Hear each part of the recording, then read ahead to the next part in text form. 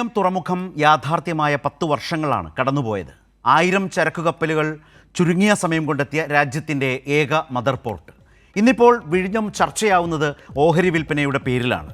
വിഴിഞ്ഞത്തെ അദാനിയുടെ ഓഹരി വിൽപ്പന നീക്കം മുഖ്യമന്ത്രി സ്ഥിരീകരിച്ചു. അനുമതി തേടി അദാനി സർക്കാരിന് അപേക്ഷയും നൽകി. എന്നാൽ അനുമതി നൽകാതെ അപേക്ഷ തള്ളാൻ സർക്കാർ തയ്യാറായിട്ടില്ല. ഓഹരി കച്ചവടം അദാനിക്ക് സാമ്പത്തിക നേട്ടമായി മാറുമ്പോൾ സംസ്ഥാനത്തിന് നഷ്ടമായി മാറും. വിഴിഞ്ഞം തുറമുഖ നിർമ്മാണത്തിനായി അദാനിയെ കൊണ്ടുവന്ന 2011 UDF സർക്കാർ നേരിട്ട പ്രധാനപ്പെട്ട വിമർശനം ആ കരാറിൻ്റെ പേരിലായിരുന്നു. സംസ്ഥാനത്തിന് നേട്ടമില്ലാത്തതും അദാനിക്ക് മെച്ചമുള്ളതുമായ കരാറാണ് അന്ന് തയ്യാറാക്കപ്പെട്ടതെങ്കിൽ ഇന്ന് സതീശൻ സർക്കാർ അദാനിയുടെ ഓഹരി വിൽപ്പനയ്ക്ക് സൗകര്യം ചെയ്തു കൊടുക്കുന്നുവെന്ന പഴിയാണ് കേൾക്കുന്നത്. 2 UDF ഭരണകാലത്തും വിഴിഞ്ഞം തുറമുഖവുമായി ബന്ധപ്പെട്ട് രൂപപ്പെടുത്തിയ നയം സംസ്ഥാനത്തിന് നഷ്ടം വരുത്തുന്നതാണെന്ന് ചുരുക്കം. ഇന്ന് ഈ ചർച്ചയിൽ പങ്കെടുക്കുന്നത് ഡോക്ടർ TM തോമസ് ഐസക്, മുൻ ധനകാര്യമന്ത്രി; N ശ്രീകുമാർ, വീക്ഷണം മുൻ എഡിറ്റർ; ഒപ്പം അഡ്വക്കേറ്റ് N ലാൽകുമാർ, ഇടത് നിരീക്ഷകൻ. ആദ്യം മുൻ ധനമന്ത്രി ശ്രീ തോമസ് ഐസക്കിലേക്ക്. ശ്രീ തോമസ് ഐസക്ക്, ഇന്ന് മന്ത്രിസഭാ യോഗത്തിന് ശേഷം മുഖ്യമന്ത്രി നടത്തിയ വാർത്താ സമ്മേളനത്തിൽ ഈ വിഴിഞ്ഞത്ത് ഇപ്പോൾ ഏറെ ചർച്ച ചെയ്യപ്പെടുന്ന ആ ഓഹരി വിൽപ്പന, അതുമായി ബന്ധപ്പെട്ട് മുഖ്യമന്ത്രി വിശദീകരിച്ച കാര്യങ്ങൾ താങ്കളുടെ ശ്രദ്ധയിൽ ന്യായമായി വന്നിട്ടുണ്ടാകുമല്ലോ. അത് ഈ വിഷയവുമായി ബന്ധപ്പെട്ട് സർക്കാർ നേരിടുന്ന വിമർശനങ്ങൾക്കുള്ള ഒരു വിശദീകരണമോ മറുപടിയായോ വന്നിട്ടുണ്ടോ? ഒരിക്കലും ഇല്ല. ഉന്നയിക്കപ്പെട്ട പ്രശ്നങ്ങൾ എന്താണ്? ഒന്ന്, മുഖ്യമന്ത്രി VD സതീശൻ്റെ അറിവോടെയാണോ സ്റ്റോക്ക് എക്സ്ചേഞ്ചിൽ ഇങ്ങനെ ഓഹരി കൈമാറ്റം ചെയ്യാൻ പോകുന്നു എന്നുള്ളത് അറിയിച്ചിട്ടുള്ളത്? കാരണം അദാനി ടീമിനെ കാണാൻ വേണ്ടിയിട്ട് അവിടെ സത്യപ്രതിജ്ഞയ്ക്ക് മുമ്പ് ചാർട്ടേഡ് വിമാനത്തിൽ പോവേണ്ട ആവശ്യം എന്തായിരുന്നു? ഇതാണ് ആദ്യത്തെ ചോദ്യം. അതിന് ഇന്നേ വരെ ഒരു പ്രതികരണവും നൽകാൻ തയ്യാറായിട്ടില്ല. 2, ഇന്നെന്താ പറഞ്ഞത്? ഞങ്ങളുടെ അധികാരമേൽക്കുന്നതിന് മുമ്പ് തന്നെ ഇക്കാര്യമൊക്കെ തീരുമാനിച്ചിട്ടുണ്ട്. അതിന് തെളിവ് ദേശാഭിമാനി എന്ന വാർത്തയാണ്. ദേശാഭിമാനിയിൽ വരുന്നതിന് മുമ്പ് മാതൃഭൂമിയിൽ വന്നിട്ടുണ്ട്, അതിനു മുമ്പ് എക്കണോമിക് ടൈംസിൽ വന്നിട്ടുണ്ട്. ഏതായാലും ദേശാഭിമാനി വന്നത് 5-ാം തീയതിയാണല്ലോ. 18-ാം തീയതി മെയ് 18-നല്ലേ സത്യപ്രതിജ്ഞ ചെയ്തത്? അതുവരെയും അദ്ദേഹമായിരുന്നല്ലോ മുഖ്യമന്ത്രി. എന്തിനാ ഇങ്ങനെ പറയുന്നത്? 3-ാമത്തെ ചോദ്യം, ഇപ്പൊ നിങ്ങൾ പറഞ്ഞതാ, അന്ന് തന്നെ ഉമ്മൻചാണ്ടി ഉണ്ടാക്കിയ കരാറ് കേരളത്തിന്റെ താല്പര്യങ്ങളെ ബലികഴിക്കുന്നതാണ് എന്നുള്ള വിമർശനം ഉണ്ടായിരുന്നു. അതിപ്പോ തെളിഞ്ഞിരിക്കുന്നു. 30 വർഷക്കാലം അവിടെ ഉണ്ടാവുന്ന ലാഭത്തിൽ ഒരു പങ്കുമില്ല, മുഴുവൻ അദാനിക്കാണ്. തീർന്നില്ല, ഒരു കാര്യവും കൂടി തെളിഞ്ഞിരിക്കുന്നു. അവിടുത്തെ കമ്പനിയുടെ ഓഹരിയുടെ മൂല്യവർദ്ധനവ് അതെത്രയാ? 25 മടങ്ങ 10 വർഷം കൊണ്ടുണ്ടായിട്ടുള്ളത്. അപ്പൊ ഇത്തരത്തിലുള്ളൊരു വലിയ കൊള്ളലാഭം അത് അദാനി കൊടുക്കുന്നൊരു കരാറാണ് ഉണ്ടാക്കിയതെന്ന് വ്യക്തമല്ലേ? ആ വിമർശനം ശരിയാണെന്ന് തെളിഞ്ഞിട്ടുണ്ട്. ലാസ്റ്റ് ചോദ്യം, ഇതുപോലുള്ള കരാറല്ലേ തുറമുഖാധിഷ്ഠിത വികസനത്തിന്റെ പേരിൽ ഉണ്ടാക്കാൻ പോകുന്നത് കേരളത്തിൽ? കേരളത്തിൽ LDF വിഴിഞ്ഞത്തിന് വേണ്ടി മുന്നോട്ട് വെച്ചത് ലാൻഡ് ലോൺ മോഡലാണ്. എന്ന് വെച്ചാൽ നമ്മൾ ടെൻഡർ വിളിച്ചൊരാളെ കൊണ്ട് പോർട്ട് പണിയിക്കും, അത് കഴിഞ്ഞ് നമ്മൾ പണം മുടക്കും, അത് കഴിഞ്ഞ് നമ്മൾ ടെൻഡർ വിളിച്ച് അതിന് നടത്തിപ്പുകാരനൊരു കമ്പനിയെ തിരഞ്ഞെടുക്കും, അയാളുമായിട്ട് വരുമാനം തുടക്കം മുതൽ പങ്കുവെക്കും. ഇപ്പം എന്താ ചെയ്തത്? നമുക്ക് പണം മുടക്കണം, 70% പണം മുടക്കുന്നത് നമ്മൾ. പക്ഷെ 30 വർഷത്തേക്ക് ഒരു പൈസ വരുമാനമില്ല, അതിൽ നിന്ന് ലാഭമായിട്ട് കിട്ടില്ലെന്ന് മാത്രമല്ല ഈ ഭീമമായ മൂല്യവർദ്ധന മുഴുവനും പുറത്തുള്ളവർ കൊണ്ടുപോവുകയാണ്. ഇതുപോലെയുള്ള കൊള്ളയടി പരിപാടിയാണോ തുറമുഖാധിഷ്ഠിത വികസനമായിട്ട് നിങ്ങൾ ചെയ്യാൻ പോകുന്നത്? ഇതാണോ നിങ്ങളുടെ മോഡല്? ഈ ചോദ്യങ്ങൾക്കൊന്നും മറുപടിയില്ല. അതൊരു പ്രശ്നം തന്നെയാണ്. കാരണം അദ്ദേഹം കേരളത്തിൻ്റെ മുഖ്യമന്ത്രിയാണ്. അദ്ദേഹത്തിൻ്റെ സർക്കാർ ഇക്കാര്യങ്ങളിൽ എങ്ങനെ പോകുന്നു എന്നതിനെ സംബന്ധിച്ച് വ്യക്തതയോടെ ചോദ്യങ്ങൾ ഉയരുമ്പോൾ മറുപടി പറയേണ്ടത് തന്നെയാണ്. പക്ഷേ ഈ ചോദ്യങ്ങളായി നിൽക്കുന്നു. അതിന് ഒരു ഡിബേറ്റ് മുന്നോട്ട് കൊണ്ടുപോകാൻ, ഒരു ക്ലാരിറ്റി കിട്ടാൻ, കൂടുതൽ ചർച്ചകൾക്ക് സഹായകരമായ തരത്തിൽ സർക്കാർ കാഴ്ചപ്പാടുകൾ അദ്ദേഹം വിശദീകരിക്കുന്നില്ല എന്നൊരു പ്രശ്നം താങ്കൾ ഉന്നയിച്ചത് പ്രശ്നമാണ്. കാരണം ഇപ്പോൾ തന്നെ ഒരു 4 പ്രധാനപ്പെട്ട കാര്യങ്ങളാണ് ഡോക്ടർ ഐസക് ഇവിടെ ചൂണ്ടിക്കാട്ടിയിട്ടുള്ളത്. പക്ഷേ അത് ഒരു ഭാഗത്ത്. അതേസമയം ഈ ഓഹരി വിൽപ്പനയുമായി ബന്ധപ്പെട്ട് മുഖ്യമന്ത്രി ഇന്ന് പറഞ്ഞ കാര്യങ്ങളുണ്ടല്ലോ, മുൻ പറഞ്ഞിട്ടേയില്ല അദ്ദേഹം. താങ്കൾ ചോദിച്ചതാണ്, അദ്ദേഹത്തിൻ്റെ അറിവോടെയാണോ സ്റ്റോക്ക് എക്സ്ചേഞ്ചിൽ ലെറ്റർ കൊടുത്തത്? മംഗലാപുരം യാത്ര ഇപ്പോഴും ദുരൂഹമായി നിൽക്കുന്നു. അവിടെ അദാനി ഗ്രൂപ്പുമായി നടന്ന ചർച്ചകളിൽ ഇത് വന്നിരുന്നോ? അതാണോ ആ കമ്പനി പറയുന്ന അനൗപചാരികമായ വിവരം ധരിപ്പിച്ചിരുന്നു എന്ന മട്ടിൽ കമ്പനി പറയുന്നുണ്ടല്ലോ. അപ്പോൾ മുഖ്യമന്ത്രിയുടെ അറിവോടെയാണ്. അദ്ദേഹം പറയുന്നത് അദ്ദേഹം അറിഞ്ഞിട്ടേയില്ല. 2, പക്ഷേ ഒരു കാര്യം ഇപ്പോൾ സ്ഥിരീകരിച്ചു, അവർ അങ്ങനെ ഒരു നീക്കം നടത്തുന്നുണ്ട്. സഭയിൽ അങ്ങനെയല്ല അറിഞ്ഞിട്ടേ ഇല്ല എന്നാണ് പറഞ്ഞത്. ഇപ്പോൾ സ്ഥിരീകരിച്ചു മുഖ്യമന്ത്രി. പക്ഷേ ആ സ്ഥിരീകരിച്ചുകൊണ്ട് അപേക്ഷയിൽ തീരുമാനമെടുത്തിട്ടില്ല എന്ന് മാത്രമല്ല, അത് തള്ളാനും തയ്യാറായിട്ടില്ല. ഉന്നതതല സമിതി, ഒരു എംപവേർഡ് കമ്മിറ്റി ആ പരിശോധന നടത്തുമെന്നാണല്ലോ മുഖ്യമന്ത്രി ഇപ്പോഴും പറയുന്നത്. ഡോക്ടർ ഐസക്, നിയമോപദേശം, കരാറിൻ്റെ അടിസ്ഥാനത്തിൽ നിയമോപദേശം AGയുടെ കയ്യിൽ നിന്ന് വാങ്ങി തീരുമാനം വേഗത്തിലെടുക്കാവുന്നതല്ലേ ഉള്ളൂ എന്നും പറയുന്നുണ്ട്. പക്ഷേ സർക്കാർ സ്വീകരിച്ച വഴി ഒരു എംപവേർഡ് കമ്മിറ്റി, ചീഫ് സെക്രട്ടറിയുടെ നേതൃത്വത്തിൽ അവർ പറയട്ടെ എന്ന് പറഞ്ഞ് കാത്തിരിക്കലാണ്. ഇന്നും മുഖ്യമന്ത്രി അത് പറഞ്ഞു. 13,000 കോടി രൂപ അവർക്ക് ക്യാപിറ്റൽ ഗെയിൻസ് കിട്ടുകയാണ്. അത്രയും നേട്ടം ഈ കരാർ കൊണ്ടുണ്ടാവുമ്പോൾ ശരി, നിങ്ങൾ എടുക്കുന്നു എന്നുവെച്ചാൽ ഓഹരി MSCക്ക് കൊടുക്കുന്നതിനും നമ്മൾ തരില്ല കേട്ടോ, അങ്ങനെ ധരിക്കരുത്. പക്ഷേ ഇങ്ങനെ ഒരു ഓഹരി കൊടുക്കുമ്പോൾ ഇത്രയും നേട്ടം അദാനിക്കുണ്ടാവുമ്പോൾ അതിന് പകരം ഈ അൺഈക്വൽ ട്രീറ്റിയിൽ എന്ത് മാറ്റം വരുത്താൻ അദാനി തയ്യാറാവും? വിലപേശണ്ടേ? അങ്ങനെ ഒരു ചർച്ച വേണ്ടേ? ഈ പണം പൂർണ്ണമായിട്ടും വിഴിഞ്ഞത്ത് തന്നെ മുടക്കുന്നതിനുള്ള ഏർപ്പാടുണ്ടാകുമോ? എന്തെങ്കിലുള്ളൊരു ചർച്ച വേണ്ടേ? അപ്പോ എംപവേർഡ് കമ്മിറ്റി പരിശോധിച്ചോട്ടെ. പക്ഷേ UDF സർക്കാരിന് നയപരമായിട്ടുള്ളൊരു നിലപാടും വേണം. ഇത്തരത്തിൽ ഒരു ആനുകൂല്യം അദാനിക്ക് നൽകുമ്പോൾ പകരം ഈ അൺഈക്വൽ ട്രീറ്റിയിൽ എന്ത് മാറ്റം വരുത്താൻ അത് സമ്മർദ്ദമായിട്ട് ഉപയോഗിക്കും. കേരളത്തിൽ നിന്ന് എന്ത് നേട്ടം കിട്ടാൻ വേണ്ടിയിട്ടുള്ള ഇടപെടൽ നടത്തും. അങ്ങനെ പരിശ്രമം തന്നെ വേണോ? ഇതൊരു നയപരമായ കാര്യമാണല്ലോ. അത് സംബന്ധിച്ചൊന്നും മുഖ്യമന്ത്രിക്കില്ല, നിലപാടില്ല. എംപവേർഡ് കമ്മിറ്റി സാങ്കേതികമായിട്ടുള്ള കാര്യങ്ങളെ നോക്കുന്ന, നയപരമായ തീരുമാനം എടുക്കാനല്ല. നയപരമായ തീരുമാനം സർക്കാരിന്റെ രാഷ്ട്രീയ നിലപാടാണ്. അതിനെക്കുറിച്ചാണ് ചോദ്യം. ശ്രീകുമാർ, ഇതിലെ സർക്കാരിനോട് പ്രതിപക്ഷം ചോദിക്കുന്നത് നയപരമായ പ്രശ്നങ്ങളാണ്, സർക്കാരിൻ്റെ കാഴ്ചപ്പാട് എന്താണ് എന്നുള്ളതാണ്. അതാണ് ഇവിടെ ഡോക്ടർ TM തോമസ് ഐസക് വിശദീകരിച്ചത്. പക്ഷേ മുഖ്യമന്ത്രി ചീഫ് സെക്രട്ടറിയുടെ നേതൃത്വത്തിലുള്ള എംപവേർഡ് കമ്മിറ്റി ഈ കാര്യം പരിശോധിക്കും എന്ന് പറയുകയാണ്. നയപരമായ കാര്യങ്ങൾ പറയേണ്ടത് അങ്ങനെ ഒരു കമ്മിറ്റി അല്ലല്ലോ, സർക്കാർ തന്നെയല്ലേ? മുഖ്യമന്ത്രിയോട് തന്നെ വ്യക്തതയുള്ള ഉത്തരങ്ങൾ ചോദിച്ചുകൊണ്ട് നിരവധി ചോദ്യങ്ങൾ ഈ ചർച്ചയിലടക്കം ഡോക്ടർ ഐസക് ഉന്നയിച്ചിട്ടുണ്ട്. സർക്കാർ അതേക്കുറിച്ച് പറയാതിരിക്കുന്നു, അടിയന്തരമായി ഇടപെടലുകൾ ഉണ്ടാകുന്നില്ല. ഉദാഹരണത്തിന് സ്റ്റോക്ക് എക്സ്ചേഞ്ചിൽ അദാനി കമ്പനി ലെറ്റർ കൊടുത്തത് മുഖ്യമന്ത്രിയുടെ അറിവോടെയാണ് ആണോ? മംഗലാപുരത്ത് നടന്ന കൂടിക്കാഴ്ചകളിൽ അതുമായി ബന്ധപ്പെട്ട അനൗപചാരിക അനുമതി അല്ലെങ്കിൽ ഒരു അറിവും പരസ്പര സമ്മതവും ആ നിലയിൽ സംഭവിച്ചിട്ടുണ്ടോ എന്ന പ്രധാനപ്പെട്ട കാര്യമുണ്ട്. അതുപോലെ തന്നെ ഈ കമ്പനിക്ക് സംഭവിച്ചിട്ടുള്ള ഓഹരി മൂല്യവർദ്ധനവ് വൻതോതിലാണ് സംഭവിച്ചിട്ടുള്ളത്, 25 മടങ്ങ്. അത് ആ കമ്പനിയുടെ നേട്ടത്തിലേക്കാണ് വന്നിട്ടുള്ളത്. അത് സ്റ്റേറ്റിന് ഗുണകരമായി മാറുന്നില്ല, വിഴിഞ്ഞം തുറമുഖത്തിന് ഗുണകരമായി മാറാത്ത വിധമാണ് വരുന്നത്. അപ്പോൾ ഈ ഓഹരി വിൽപ്പന, കൈമാറ്റം, അത് അദാനി കമ്പനിക്ക് നേട്ടമാവുകയും സ്റ്റേറ്റിന് നഷ്ടമാവുകയും ചെയ്യുന്ന അവസ്ഥ സൃഷ്ടിക്കപ്പെടുന്നു എന്നുള്ള വിമർശനമാണ് ഇവിടെ അവതരിപ്പിക്കപ്പെട്ടത്, വിശദീകരിച്ചത് അദ്ദേഹം. മുഖ്യമന്ത്രി പറയുന്നില്ല ഇതിന് മറുപടി എന്നുള്ളതാണ്.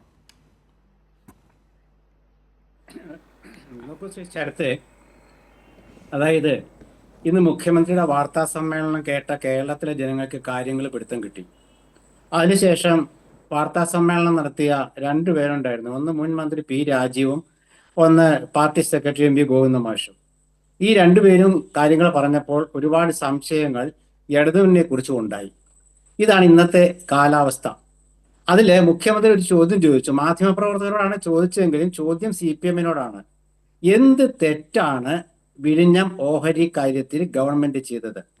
തിരിച്ചൊരു ചോദ്യം ചോദിച്ചാനോ തിരിച്ചൊരു ഉത്തരം പറയാനോ CPM അനുകൂലികളായ മാധ്യമപ്രവർത്തകർക്ക് പോലും സാധിച്ചില്ല എന്നുള്ളതാണ് അതിലത്തെ ഒരു പ്രധാനപ്പെട്ട ഒരു ഞാൻ കാണുന്ന ഒരു നിരീക്ഷണം.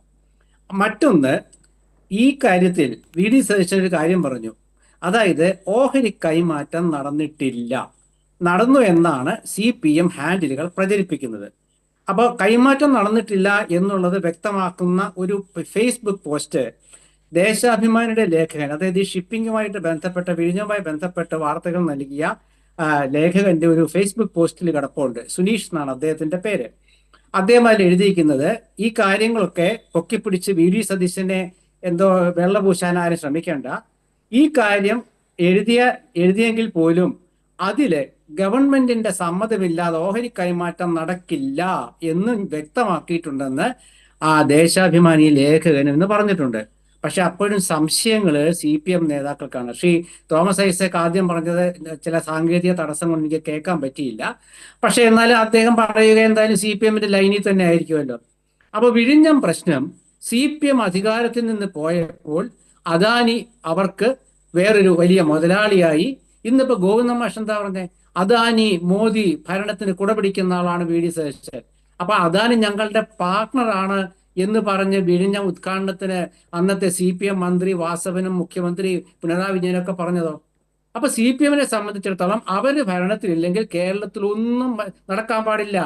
ഇപ്പൊ മെഡിറ്ററേനിയൻ ഷിപ്പിംഗ് കമ്പനി അവരുടെ ഒരുപാട് കപ്പലുകൾ വിഴിഞ്ഞം തുറമുഖത്ത് വന്നിരുന്നു. അതിൽ 1000 കപ്പൽ എന്നൊക്കെ പറഞ്ഞു. 1000 കപ്പൽ വന്നിട്ടുണ്ടെന്നുള്ളതിന് തെളിവൊന്നും ഇല്ലെന്ന് ഈ മറ്റേ നമ്മുടെ മാരിടൈം ബോർഡുകാർ തന്നെ പറഞ്ഞതായിട്ട് ഞാൻ വീഡിയോ കേട്ടു. അതിന്റെ കൃത്യാവസ്ഥ എനിക്കറിയില്ല. എന്നാലും വന്നല്ലോ കപ്പലുകൾ, അത് MSC കപ്പലുകളിലുണ്ട്. ആ കപ്പൽ വന്നതൊക്കെ പിണറായി ഗവൺമെന്റിന്റെ കാലത്താ, ശ്രീ തോമസ് ഐസക്കിന്റെ പാർട്ടി ഭരിക്കുന്ന കാലത്താ. അന്ന് ആ കപ്പലുകളൊക്കെ നല്ല കപ്പലായിരുന്നു. ഇപ്പൊ എന്താണ്, ആ കപ്പലിനെ കുറിച്ച് പോലും കഴിഞ്ഞ കൈരളി ചർച്ചയില് CPM ബന്ധമുള്ള ഒരു മാധ്യമ സുഹൃത്ത് ആക്ഷേപം ഉന്നയിച്ചായിട്ട് ഞാൻ ഇരിക്കുന്ന ചർച്ചയെ കേട്ടു. ഞാൻ അത് ചോദിക്കുകയും ചെയ്തു. പക്ഷെ വിഷയം എന്താണെന്ന് വെച്ചാല് ഇപ്പൊ എന്താ CPM-ന്റെ പ്രശ്നം എന്താ? അതായത് ഓഹരി കൈമാറ്റം നടന്നിട്ടില്ല. ഗവൺമെന്റിന്റെ കേരളത്തിലെ ജനങ്ങളുടെയും സംസ്ഥാനത്തിന്റെയും താല്പര്യം പരിഗണിച്ചു മാത്രമേ ഓഹരി കൈമാറ്റം അതിന്റെ യഥാവിധിയുള്ള നിയമക്രമങ്ങൾ പൂർത്തിയാക്കിക്കൊണ്ട് നടപടിക്രമങ്ങൾ പൂർത്തിയാക്കിക്കൊണ്ട് കൈമാറാൻ അനുവദിക്കൂ എന്ന് മുഖ്യമന്ത്രി പറഞ്ഞു. അപ്പോഴും ഇന്ന് ഒരു ക്യാപ്സ്യൂൾ, അത് ഞാനൊരു ചർച്ചയില് ശ്രീ H. സലാം പറഞ്ഞതാണ്, മുഖ്യമന്ത്രി കള്ളം പറഞ്ഞു. ഇതാണ് അദ്ദേഹം ആവർത്തിച്ചുകൊണ്ടിരിക്കുന്നത്. എന്താ മുഖ്യമന്ത്രി കള്ളം പറഞ്ഞതെന്നറിയാമോ? അദ്ദേഹത്തിന്റെ ഭാഷയിൽ, അതായത് ഈ വാർത്ത ഓഹരി കൈമാറ്റം, അതായത് വിഴിഞ്ഞം പദ്ധതിയിൽ ഇങ്ങനെ ഓഹരി കൈമാറ്റം സംബന്ധിച്ച ഒരു അനുകൂല വാർത്ത ദേശാഭിമാനിയിലാണ് ആദ്യം വന്നത്.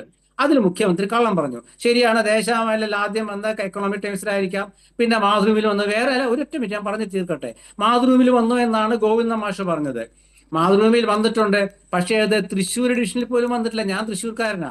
തൃശ്ശൂർ എഡിഷനിൽ 3-ാം തീയതിയോ 2-ാം തീയതിയോ വാർത്തയില്ല. തിരുവനന്തപുരം എഡിഷനിൽ ഏതൊരു സപ്ലിമെന്റുമായി ബന്ധപ്പെട്ട വാർത്ത വന്നു എന്നാണ് തിരുവനന്തപുരത്തുള്ള നമ്മുടെ പത്ര സുഹൃത്തുക്കൾ എന്നോട് പറഞ്ഞത്. അപ്പൊ അത് ജനറൽ ആയിട്ട് മാതൃഭൂമി വാർത്ത ആരും കണ്ടിട്ടുമില്ല.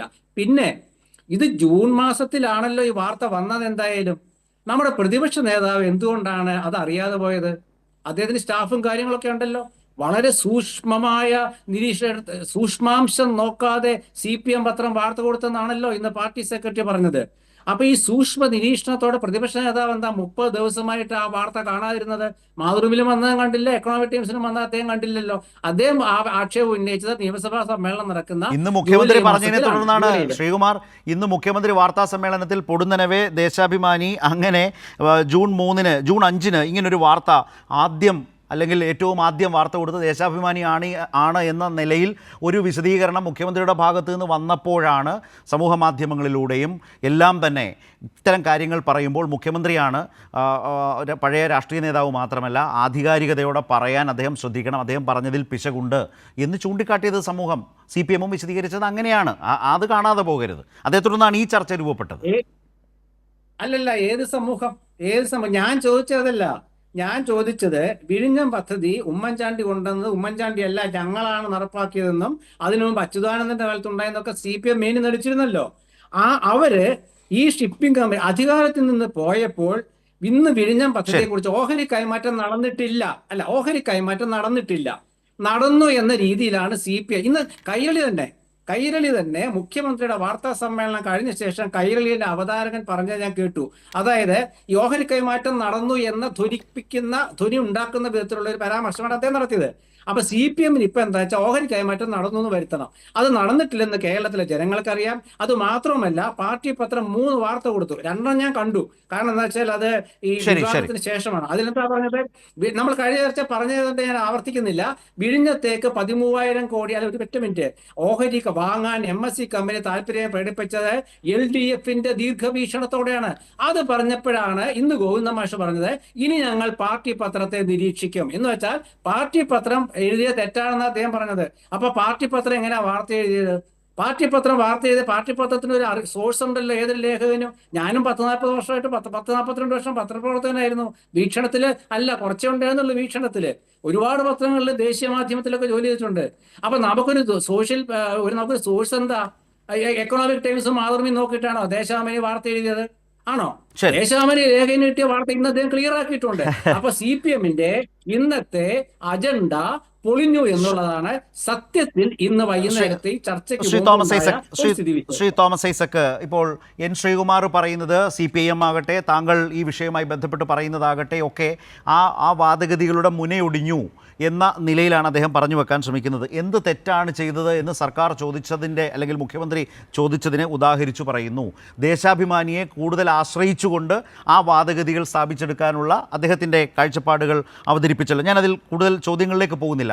അദ്ദേഹം പറഞ്ഞതിലെ പ്രതിപക്ഷ വിമർശനമുണ്ട്. ഓഹരി വിറ്റിട്ടില്ല, വിറ്റു എന്ന തരത്തിൽ കൃത്യമായി CPM നിലപാടെടുത്തു. ആ ധ്വനിപ്പിക്കുന്ന നിലയിലാണ് സംസാരിച്ചത്. ഇവിടെ ഓഹരി വിറ്റിട്ടില്ലല്ലോ എന്ന നിലയിലൊരു ആർഗ്യുമെൻ്റ് ഇപ്പോഴും സർക്കാരിന് എടുക്കാൻ കഴിയുന്നു. ആ നിലയിൽ പ്രതിപക്ഷത്തിൻ്റെ കാഴ്ചപ്പാടിനെ വിമർശിക്കാനാണ് അദ്ദേഹം തയ്യാറായിട്ടുള്ളത്. മറുപടി എന്താണ്? ചോദ്യം, മുഖ്യമന്ത്രി എന്ത് തെറ്റ് ചെയ്തു, UDF എന്ത് തെറ്റ് ചെയ്തു എന്നുള്ളതാണ്. ഇന്നാരംഭിക്കേണ്ടതല്ലെന്ന്. ഈ കരാർ 2011 ഒപ്പുവെച്ചത്. അന്ന് ഞങ്ങൾ ഇതിനെ കടൽക്കൊള്ളാന്ന് വിളിച്ചു. എന്താ കാര്യം? അതിന് മുമ്പുണ്ടായിരുന്ന സർക്കാർ മുൻകൈയെടുത്ത് പോർട്ട് പണിയുക, അതിന് ടെൻഡറും വിളിച്ചിരുന്നു. ആ ടെൻഡർ എടുത്ത കമ്പനിക്ക് ചൈനയുമായിട്ട് എന്തോ ബന്ധമുണ്ടെന്ന് പറഞ്ഞിട്ട് ഡിസലോ ചെയ്തപ്പോഴാണ് പരിപാടി പൊളിഞ്ഞു പോയത്. സർക്കാർ പോർട്ട് പണിയും, എന്നിട്ട് അതിൻ്റെ നടത്തിപ്പിന് ടെൻഡർ വിളിച്ച് ആര് വേണമെങ്കിലും ആവാം, ഈ അദാനിയോ വേറെ ആര്. നമ്മൾ പറയണത് എന്താ? കിട്ടുന്ന വരുമാനത്തിൽ എന്ത് കേരള സർക്കാരിന് തരും. ഇതായിരുന്നു ടെൻഡർ വ്യവസ്ഥ. അത് മാറ്റി പോർട്ട് പണിയാനും അദാനിയെ ചുമതലപ്പെടുത്തി, നടത്താനും അദാനിയെ ചുമതലപ്പെടുത്തി. പക്ഷെ പണിയുന്നതിനുള്ള ചെലവിൻ്റെ 70% സംസ്ഥാന സർക്കാർ കൊടുക്കും. എന്ന് മാത്രമല്ല, ഇത്രയും കൊടുത്താലും 30 വർഷക്കാലം ലാഭത്തിൽ ഒരു പൈസ കിട്ടത്തില്ല. തീർന്നില്ല. ഇപ്പം ഉണ്ടായുള്ള ക്യാപിറ്റൽ ഗെയിൻസ് 2500 കോടി രൂപ മുടക്കിയപ്പോൾ 49% ഷെയറിന് കിട്ടിയത് 13,000 കോടി രൂപയാണ്. അപ്പോൾ 2,500 കോടി രൂപയുടെ ഇപ്പോഴത്തെ മൂല്യം ഒരു 25,000 കോടി രൂപയാണ്. ഈ ക്യാപിറ്റൽ ഗെയിൻസിന് എന്തെങ്കിലും കേരളത്തിന് കിട്ടുന്നുണ്ടോ? ഇതൊരു തീവട്ടിക്കൊള്ളയാണ്. അപ്പോഴാണ് ശ്രീകുമാറിൻ്റെ ഒരു ചോദ്യം. അദ്ദേഹം വർത്തമാനത്തെ ചോദിച്ചു, നിങ്ങളെന്തുകൊണ്ട് തിരുത്തിയില്ല?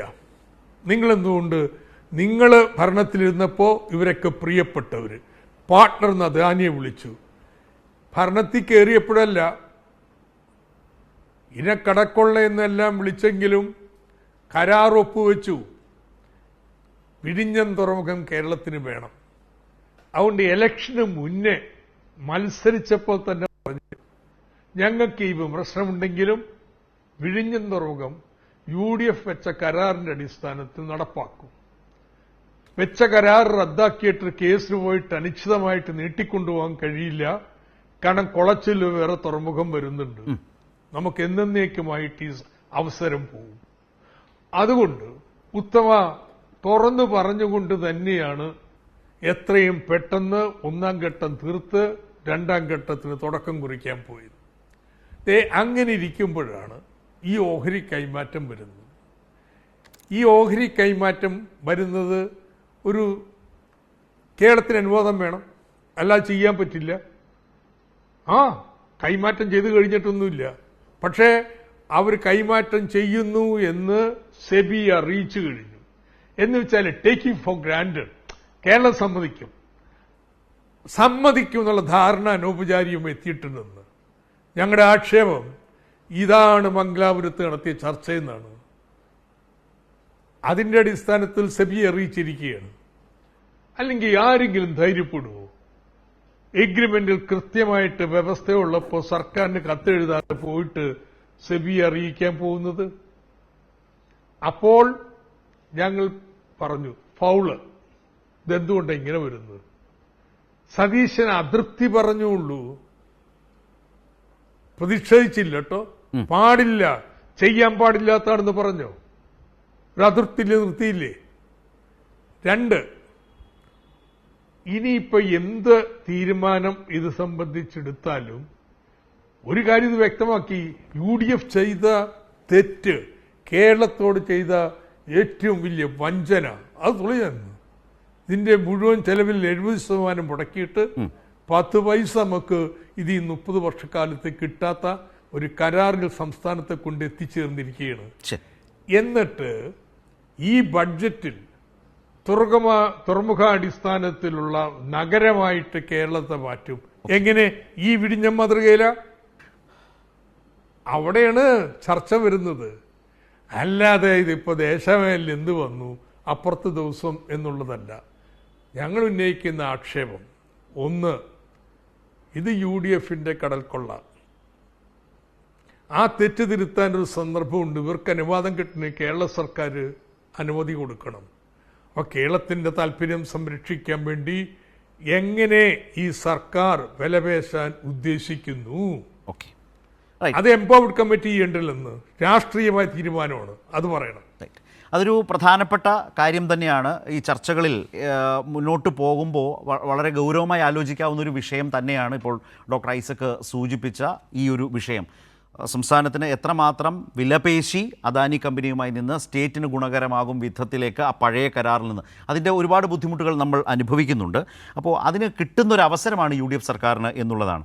ഞാൻ ശ്രീ ലാൽകുമാറിലേക്കാണ് വരുന്നത്. അതിനു മുമ്പൊരു കാര്യം കഴിഞ്ഞ ചർച്ചയിൽ സംഭവിച്ചു. 1000ാമത്തെ കപ്പൽ, അത് പറയാൻ ഇത്തിരി ബുദ്ധിമുട്ടുള്ളൊരു കാര്യമാണ്, വിഴിഞ്ഞത്തേക്ക് വന്നു എന്ന് പറയുമ്പോൾ അന്ന് തന്നെ അങ്ങനെ ഒന്നുമില്ല, ഇതൊക്കെ വെറുതെയാണ് എന്ന് ശ്രീകുമാർ പറയുന്നുണ്ടായിരുന്നു. ഇന്നും അത് ഓർത്തുവെച്ച് അദ്ദേഹം അത് പറയാൻ ശ്രമിച്ചു.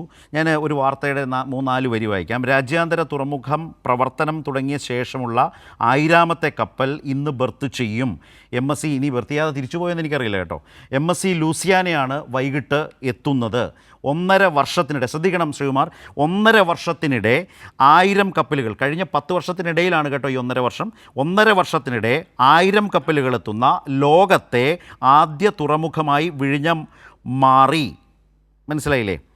ഇത് മലയാള മനോരമയുടെ ഓൺലൈൻ വാർത്തയാണ്. അത് എഴുതിയിരിക്കുന്നത് 2026, അതായത് ഈ വർഷം ജൂലൈ 24-നാണ്. വിഷയം അതല്ല, പക്ഷേ എങ്കിലും ഞാൻ പറഞ്ഞതാണ്. ഈ വാർത്തകൾ തന്നെയാണ് ആധാരമായി. നമ്മളൊരു കാര്യം പറയുമ്പോൾ അതിനൊരു വസ്തുതയുടെ പിൻബലം വേണ്ടതുണ്ട്, വെറുതെ പറഞ്ഞു പോകാൻ പാടില്ല. അങ്ങനെ പറഞ്ഞു എന്നൊരു ധ്വനി താങ്കൾ പ്രേക്ഷകരിലേക്ക് നൽകിയതുകൊണ്ട് ഞാൻ ഇക്കാര്യം സൂചിപ്പിച്ചു എന്ന് മാത്രം. ഒരുപക്ഷെ കുറച്ചുകൂടി വ്യക്തത താങ്കൾക്ക് അതിൽ വന്നു എന്ന് വിചാരിക്കുന്നു. മലയാള മനോരമയെ അവിശ്വസിക്കാൻ സാധ്യതയില്ലല്ലോ. ഞാൻ ലാൽകുമാറിലേക്കാണ്. ലാല്, ഞാൻ ഇന്ന് മുഖ്യമന്ത്രി ഇപ്പോൾ വളരെയധികം സമയം എൻ ശ്രീകുമാർ എടുത്തത് ദേശാഭിമാനിയെ പരാമർശിച്ച് സംസാരിക്കാനായിരിക്കുമെന്ന് ലാല് കരുതിയിട്ടുണ്ടാവും, അല്ലെങ്കിൽ ശ്രദ്ധിച്ചിട്ടുണ്ടാവും. മുഖ്യമന്ത്രി പറഞ്ഞൊരു ഭാഗം വളരെ കുറച്ചേ ഉള്ളൂ, ഒന്ന് കാണാം. ജൂൺ 5 2026 ദേശാഭിമാനി പത്രം, വിഴിഞ്ഞത്ത് വരും MSC ടെർമിനൽ, ഓഹരി വാങ്ങാനുള്ള ചർച്ച വേഗത്തിലാക്കി. ജൂൺ 5. റൈറ്റ്. ലാൽകുമാർ, ജൂൺ 5 ദേശാഭിമാനിയാണ് അദ്ദേഹം ആധാരമാക്കിയത്. ശ്രീകുമാറും അതേക്കുറിച്ച് പറഞ്ഞു. 2026 ജൂൺ 5 ദേശാഭിമാനി ആദ്യം ഈ വാർത്ത ഇങ്ങനെ കൊടുത്തു: വിഴിഞ്ഞത്ത് വരും MSC ടെർമിനൽ, നിക്ഷേപം വരും എന്ന നിലയിൽ. അതും അദാനിയുടെ ഓഹരി കച്ചവടവും വിൽപ്പനയും എന്ന നിലയിലല്ല എന്നുകൂടി കാണാം. അതിനകത്ത് ഓഹരി വാങ്ങാനുള്ള ചർച്ച വേഗത്തിലാക്കി എന്ന് പറഞ്ഞിട്ട് ജൂൺ 5 അതായത് UDF സർക്കാരിൻ്റെ കാലത്താണ്. അതാണ് ആദ്യം ദേശാഭിമാനിയാണ് അറിഞ്ഞതും ചെയ്തതും എന്ന ധ്വനിയോടെയാണ് മുഖ്യമന്ത്രി സംസാരിച്ചത്. അത് ഏറ്റെടുത്താണ് ശ്രീകുമാർ ഇവിടെ സംസാരിച്ചത്. പക്ഷേ ശ്രദ്ധിക്കേണ്ട ഒരു കാര്യം, ജൂൺ 3 അദ്ദേഹം പറഞ്ഞു തൃശ്ശൂരൊന്നും അദ്ദേഹം വായിച്ചില്ല, തിരുവനന്തപുരത്ത് എവിടേക്കോ മാത്രം വന്നു എന്നാണ്. പക്ഷേ മാതൃഭൂമി തന്നെയാണത് പ്രസിദ്ധീകരിച്ചത്. ജൂൺ 3 ഇതേ വർഷം 2026 ഇതേ വാർത്ത: അദാനി കമ്പനിയിൽ MSCക്ക് ഓഹരി പങ്കാളിത്തം പരിഗണനയിൽ. ജൂൺ 3 ദേശാഭിമാനിക്ക് മുമ്പേ കാണാം. അത് മുമ്പ് കാണുന്നതാണ് ഇൻഫ്ര എന്ന് പറയുന്ന ETയുടേതാണ്, എക്കണോമിക് ടൈംസിൻ്റേതാണ്. ജൂൺ 1 മുംബൈയിൽ നിന്ന് ബൈലൈൻ വെച്ചാണ് എഴുതിയിരിക്കുന്നത്. P. മനോജ് എഴുതിയിരിക്കുന്നു. അതിനകത്താണ് അവിടുത്തെ ഏറ്റവും വലിയ കണ്ടെയ്നർ കാരിയറായിട്ടുള്ള, അല്ലെങ്കിൽ ഈ തുറമുഖത്തിൻ്റെ വളരെ പ്രധാനപ്പെട്ടൊരു ക്ലയൻ്റായിട്ടുള്ള ഷിപ്പിംഗ് കമ്പനി തന്നെ അവിടേക്ക് വരുന്നു ഓഹരി ഏറ്റെടുത്തുകൊണ്ട് എന്ന് പറഞ്ഞ് ആദ്യം എഴുതുന്നത് എക്കണോമിക് ടൈംസാണ്.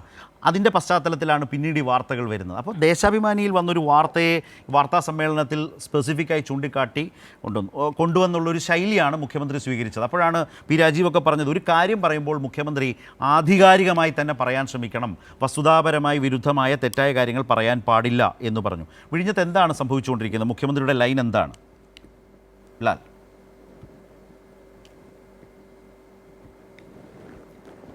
ഞാൻ ഈ ചർച്ചകളിൽ പങ്കെടുക്കുമ്പം വളരെ കാഷ്വലായിട്ടുള്ള അല്ലെങ്കിൽ കൊളോക്കിയൽ വേർഡ്സ് പൊതുവെ എനിക്ക് കടന്നു വരുന്ന ഒരാളാണ്. അത് ഞാൻ പറയാൻ കാരണം, പലപ്പോഴും എൻ്റെ ആപ്റ്റ് മലയാളം അല്ലാത്തതായിട്ട് തോന്നാറുണ്ട്. അപ്പോൾ കഴിഞ്ഞ കുറച്ച് ദിവസങ്ങൾക്ക് മുമ്പ് ഒരു ചർച്ചയിൽ പങ്കെടുത്ത് ശേഷം എന്നോട് ഒരു മുതിർന്ന മാധ്യമപ്രവർത്തകൻ പറഞ്ഞു, നിങ്ങളുടെ ഭാഷാ പ്രയോഗത്തിൽ നിങ്ങൾ ഒരു കാര്യം ശ്രദ്ധിക്കണം, മുഖ്യമന്ത്രി കള്ളം പറഞ്ഞു എന്ന് പറയരുത്, അത് ഒരു തെറ്റായ പ്രയോഗമാണ്. കാര്യം നമ്മുടെ മുഖ്യമന്ത്രി ആയതുകൊണ്ട് തന്നെ കള്ളം അദ്ദേഹം പറഞ്ഞു എന്ന് പറയുമ്പോൾ അതൊരു വല്ലാത്ത ഒരു നെഗറ്റീവ് കൊണോട്ടേഷനുണ്ട്. അത് അദ്ദേഹം അസത്യം പറഞ്ഞു എന്ന് പറയുക, അല്ലെങ്കിൽ തെറ്റിദ്ധരിപ്പിക്കുന്നു എന്ന് പറയുക എന്നുള്ളതാണ് അദ്ദേഹം എന്നോട് സൂചിപ്പിച്ചൊരു കാര്യം.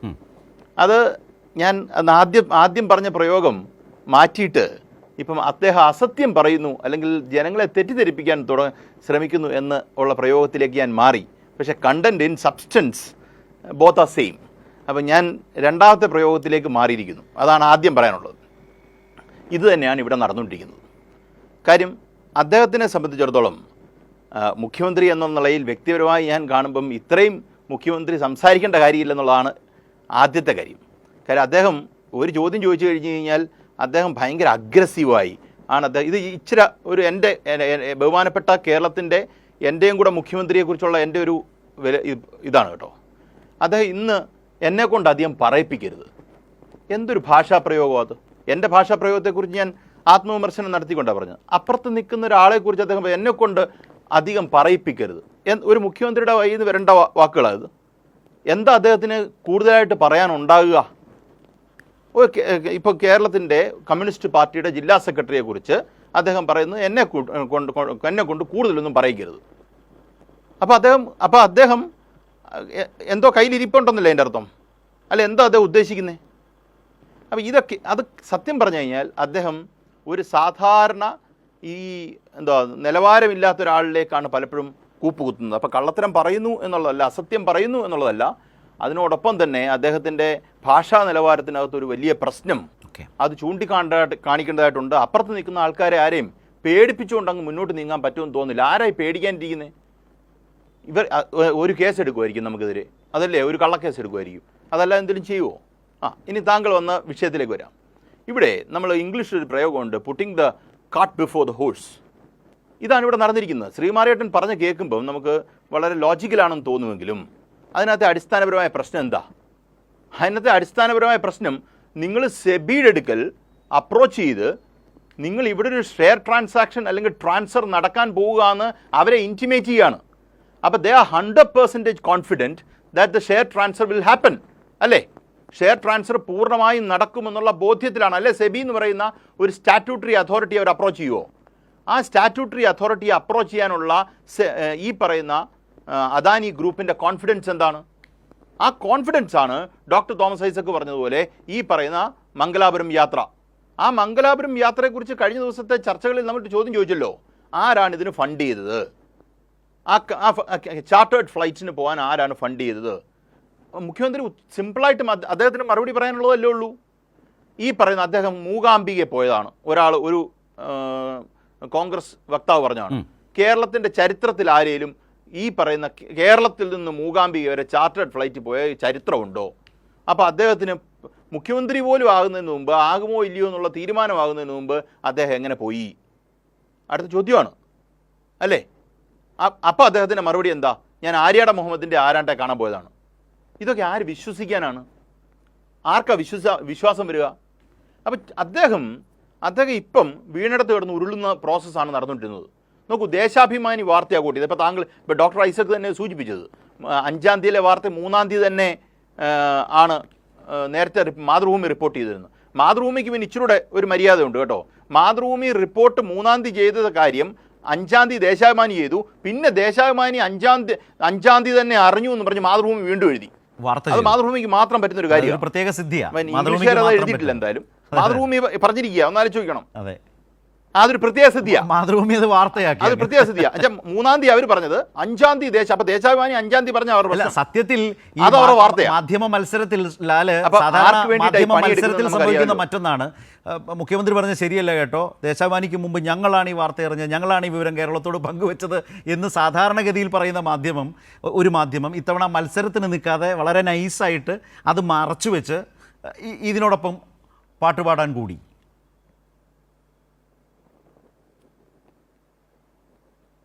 അതിന് കാരണം ശരത്തേട്ടൻ അറിയാം. കുറച്ച് കാലങ്ങളായിട്ട് കേരളത്തിലെ മറ്റുള്ള സോ കോൾഡ് നിഷ്പക്ഷ മാധ്യമങ്ങളെ കൺട്രോൾ ചെയ്തുകൊണ്ടിരുന്നത് പ്രതിപക്ഷ നേതാവിൻ്റെ ഓഫീസിൽ നിന്നാണ്. അത് നമുക്ക് കുറച്ചാളായിട്ട് അറിയാവുന്നൊരു കാര്യമാണ്. അതിൻ്റെ ഒരു ആഫ്റ്റർ ഇഫക്റ്റാണ്. Let us say it is a ripple effect. അത് കൺട്രോൾ ചെയ്ത് പൊയ്ക്കൊണ്ടിരിക്കുന്ന ഒരു കാര്യമാണ് നടന്നുകൊണ്ടിരിക്കുന്നത്. ആ പ്ലാന്റിംഗ് ആണ് ഇപ്പോഴും വീണ്ടും നടന്നുകൊണ്ടിരിക്കുന്നത്. അത് നോക്കൂ, നമ്മൾ 1000 വട്ടം തോറ്റാലും പറയാനുള്ളത് നട്ടല് നൂർത്തി പറയേണ്ടത് നമ്മുടെ ബാധ്യതയാണ്. അത് പറഞ്ഞുകൊണ്ടേ ഇരിക്കുക എന്നുള്ളതാണ് നമ്മൾ ചെയ്യേണ്ടത്. ഇവിടെ ഈ പറയുന്ന വിഷയവുമായി ബന്ധപ്പെട്ടും പറഞ്ഞ കാര്യം നോക്കൂ. ദേശാഭിമാനിയുടെ വാർത്തയാണോ അൾട്ടിമേറ്റ്? ഒരു ദേശാഭിമാനി അവതരിപ്പിക്കുന്ന ഒരാള്, ഒരു ദേശാഭിമാനിയുടെ എഡിറ്റർ നിൽക്കട്ടെ. ഒരു നിമിഷം ഈ കോണ്ടെക്സ്റ്റിൽ ഡോക്ടർ ഐസക് എന്തോന്ന് പറയാൻ കൈയുയർത്തിയിട്ടുണ്ട്. ഒരു നിമിഷം ലാലിലേക്ക് വരാൻ ഞാൻ, എന്നിട്ട് ശ്രീകുമാറിലേക്ക്. ഞാൻ ഈ പോയിന്റ് പറഞ്ഞു തീർത്തു കഴിഞ്ഞാൽ ഈ ചർച്ചയിൽ അതീവ ഗൗരവമായൊരു പ്രശ്നവും കൂടി ഉന്നയിക്കാൻ ആഗ്രഹിക്കുക. ഈ പോയിന്റ് തീർന്നോട്ടെ. ഇതുവരെ ചർച്ചയിൽ കേരളത്തിൽ ഇതുമായി ബന്ധപ്പെട്ട് ഉയർന്നു വരാതിരിക്കുന്ന ഒരു പുതിയ പ്രശ്നം. നമുക്ക് അതിലേക്ക് വരാം. ലാൽ ഒന്ന് പറഞ്ഞ് അവസാനിപ്പിച്ചു. ലാൽകുമാർ.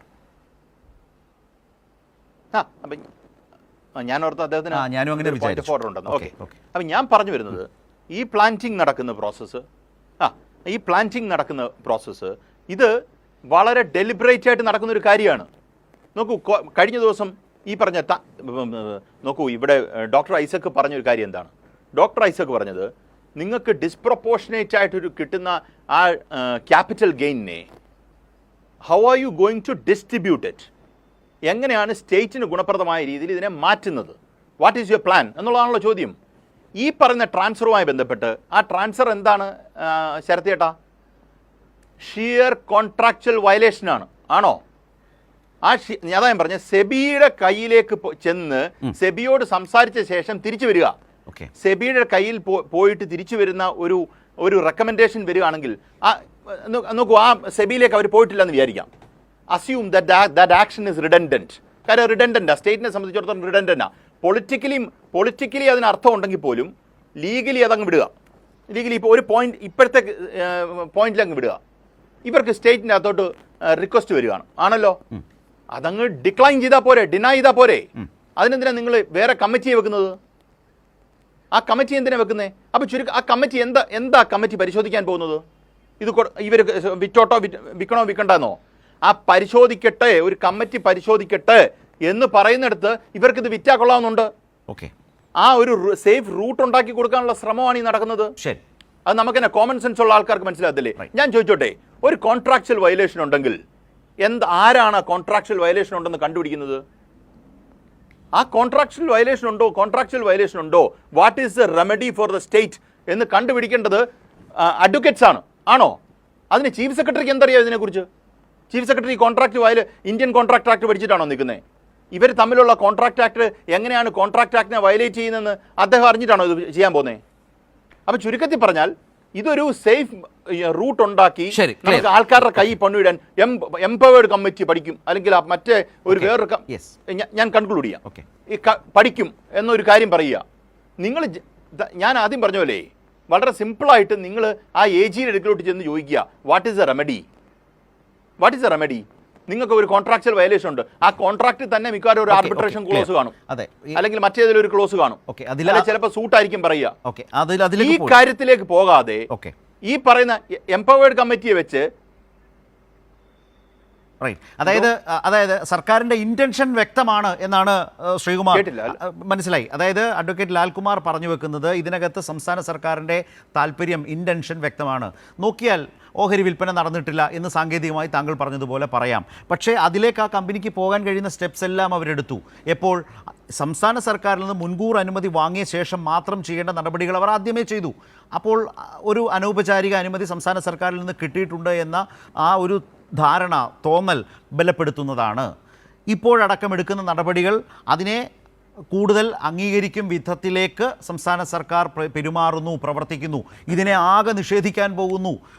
സ്റ്റേറ്റിൻ്റെ താല്പര്യം മുൻനിർത്തി UDF സർക്കാർ കൊണ്ടുവന്ന കരാറിൻ്റെ ബലത്തിൽ നിന്നുകൊണ്ട് ഇത് അനുവദിക്കില്ല എന്ന് പറയുന്നതിനല്ല സംസ്ഥാന സർക്കാർ നിൽക്കുന്നത് എന്ന സംശയം ബലപ്പെടും വിധത്തിലാണ്. അതാണ് ഇവിടെ വിമർശനപരമായി ഡോക്ടർ ഐസക് അടക്കം ചൂണ്ടിക്കാട്ടിയ പ്രധാനപ്പെട്ട കാര്യം. രണ്ടാമത്തെ ഒരു പ്രധാനപ്പെട്ട കാര്യം, ഇപ്പോൾ ക്യാപിറ്റൽ ഗെയിൻ, ഇതുകൊണ്ട് അദാനി കമ്പനി ഉണ്ടാക്കുന്ന വലിയ നേട്ടം, 2500 കോടി മുടക്കി 13,000 കോടി നേടുന്ന ആ ക്യാപിറ്റൽ ഗെയിൻ, അത് യഥാർത്ഥത്തിൽ അദാനിയുടെ തന്നെ മറ്റു പ്രോജക്റ്റുകളിലേക്ക് പോകും. ഇതിനെ സൂക്ഷ്മമായി വിലയിരുത്തുന്നവരൊക്കെ പറയുന്ന കാര്യമാണ്. പ്രോജക്റ്റിലേക്ക് പോകുന്നു, ആ കമ്പനിക്ക് നേട്ടമുണ്ടാകുന്നു, സ്റ്റേറ്റിന് ഈ ഓഹരി വിൽപ്പന കൊണ്ട് നേട്ടമുണ്ടാകുന്നില്ല. അങ്ങനെ എന്നാൽ അതേസമയം ആ കരാറിൽ നിന്നുകൊണ്ട് ബാർഗെയിൻ ചെയ്ത് മേടിക്കാവുന്ന പുതിയ സാധ്യതകളുണ്ട്, അതിലേക്കും സർക്കാർ പോകുന്നില്ല. ഇങ്ങനത്തെ പ്രശ്നങ്ങൾ ഈ വിഷയവുമായി ബന്ധപ്പെട്ടുണ്ട് ശ്രീകുമാർ. നോക്കൂ ശ്രീ ശരത്തെ, എന്തുകൊണ്ടാണ് വിഴിഞ്ഞ സംഭവത്തെക്കുറിച്ച്, അത് ഞാൻ ഇപ്പോൾ വിഴിഞ്ഞ മാത്രമേ പറയുന്നുള്ളൂ, ഓരോ സംഭവങ്ങളും ഉണ്ട്, ഇപ്പോൾ വയനാട്ടിലേക്ക് ഞാൻ പോകുന്നില്ല. വിഴിഞ്ഞ സംഭവത്തെക്കുറിച്ച് എന്തുകൊണ്ടാണ് ഇപ്പോഴത്തെ പ്രതിപക്ഷമായ CPM പറയുന്നത് ജനങ്ങൾ വിശ്വാസത്തിലെടുക്കാത്തെന്നുള്ളതാണ് ആദ്യത്തേത്. കാരണം ഉമ്മൻചാണ്ടി കൊണ്ടുവന്ന ഒരു കടൽക്കൊള്ള, അതാണല്ലോ ആദ്യം പറഞ്ഞിരുന്നത്, 6,000 കോടിയുടെ അഴിമതി. AG റിപ്പോർട്ടൊക്കെ CAG റിപ്പോർട്ട് തള്ളിക്കളയുന്നത് വേറെ വിഷയം. അത് 10 വർഷം ഈ അദാനിയുമായിട്ട് ബന്ധം സ്ഥാപിക്കുകയും ഈ 10 വർഷത്തിൽ ഒരു സപ്ലിമെന്ററി കരാറ് ഉണ്ടാക്കി 2060 വരെ നീട്ടിക്കൊടുക്കുകയും ഈ പദ്ധതി താമസിപ്പിച്ചതിന് 49 കോടി രൂപ ആർബിട്രേഷൻ പിഴ ഈടാക്കണമെന്ന് പറഞ്ഞിട്ട് ആ പിഴ അദാനിക്ക് ഒഴിവാക്കി കൊടുക്കുകയും ചെയ്ത ഒരു ഗവൺമെന്റാണ് പിണറായി ഗവൺമെന്റ്. ഒന്ന്. രണ്ടാമത്തെ കാര്യം, CPM പത്രമല്ല ഇവിടെ വിഷയം.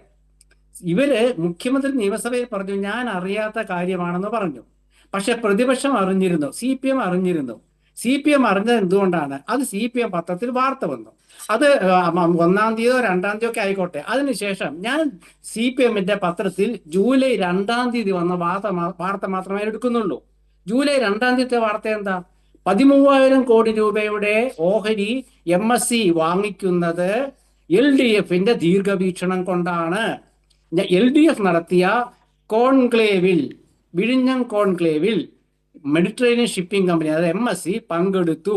ഇതാണ് CPMന്റെ മുഖപത്രത്തിൽ വന്നത്. അതാണ് ആ പത്രത്തിലേക്ക് വലിച്ചഴിച്ചത്, അല്ലെങ്കിൽ വലിച്ചഴിക്കുകയോ ഇല്ല. അതിപ്പോ CPMന്റെ വിനയായപ്പോ ഒരു മലക്കം പറഞ്ഞിട്ട് ദേശാഭിമാനിയെ തള്ളി പറഞ്ഞു, പാർട്ടി പത്രത്തെ പാർട്ടി സെക്രട്ടറി തള്ളി പറഞ്ഞു. പറയട്ടെ, അല്ല, ഇന്ന് അതൊന്നും അല്ല ഉണ്ടായത്. മുഖ്യമന്ത്രിയാണ് പുതിയൊരു വാദം ഉന്നയിച്ചത്, അതിൽ അദ്ദേഹത്തിന് തന്നെ പരിക്കു പറ്റി, അത്രേ പറഞ്ഞുള്ളൂ. അത് ഇതുവരെ മനസ്സിലായില്ലേ താങ്കൾക്ക്? അത് കൊള്ളാം, അത് മനസ്സിലാക്കാതെയാണ് അപ്പോൾ താങ്കൾ സംസാരിച്ചത്.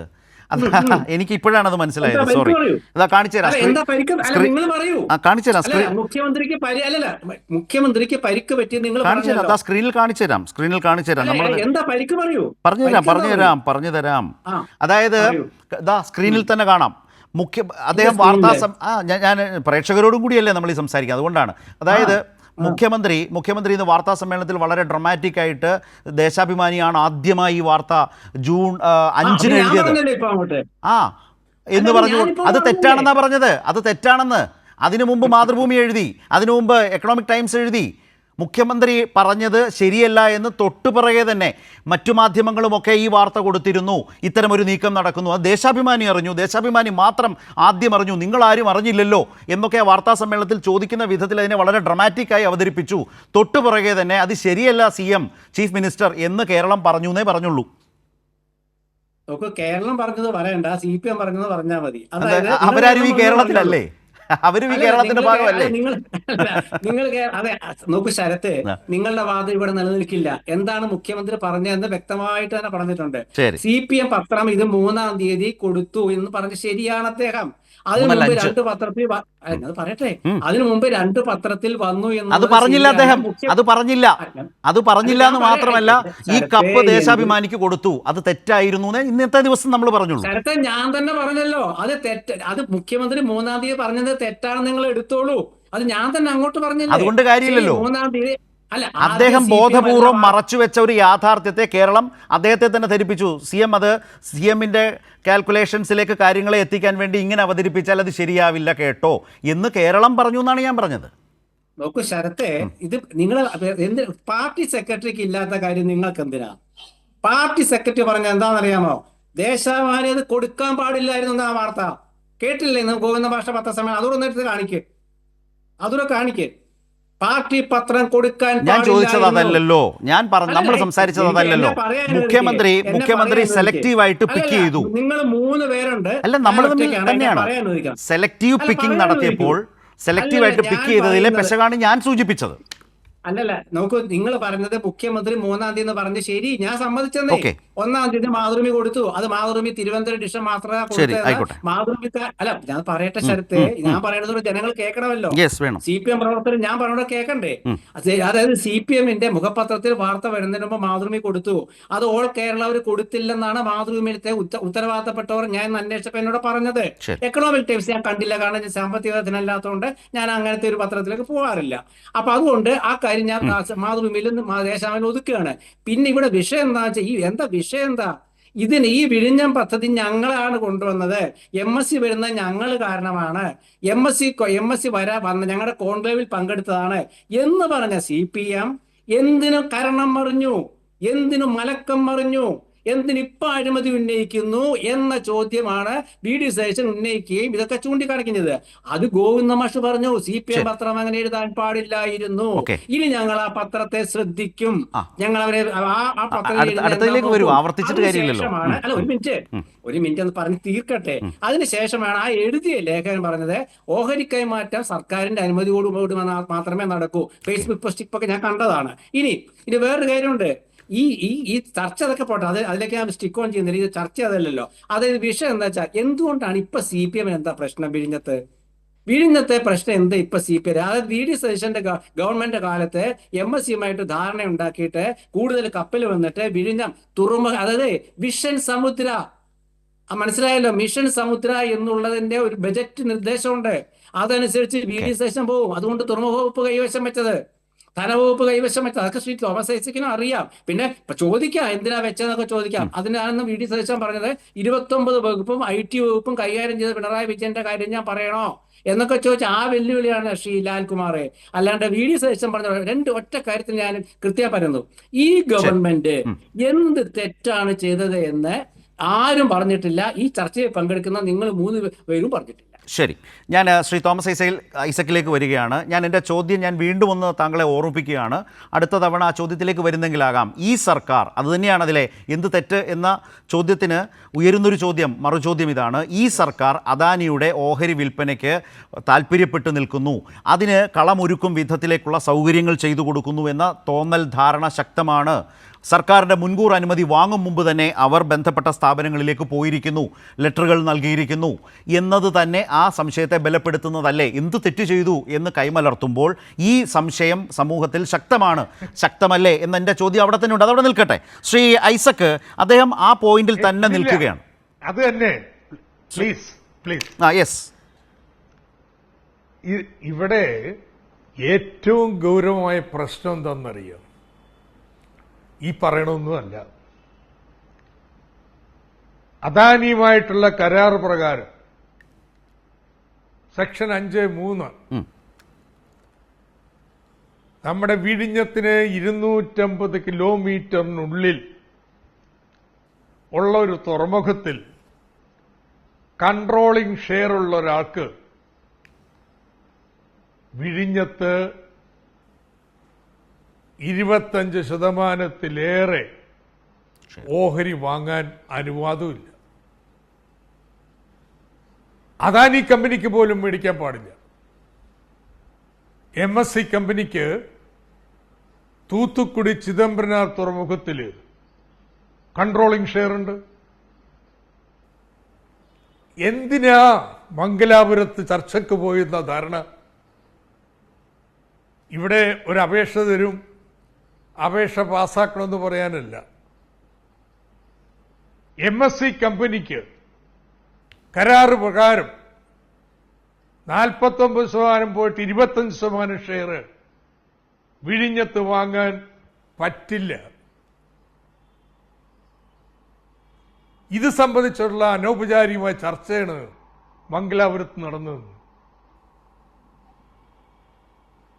അല്ലെങ്കിൽ എന്തുകൊണ്ട് കേരള സർക്കാർ പറയുന്നില്ല ഈ 5(3) പ്രകാരം തൂത്തുക്കുടിയിൽ കൺട്രോളിംഗ് ഇൻട്രസ്റ്റ് ഉള്ള MSCക്ക് എങ്ങനെ വിഴിഞ്ഞം കൊടുക്കാൻ പറ്റുമെന്ന്? പ്രശ്നം ഇവിടെയാണ്. There is conflict of interest.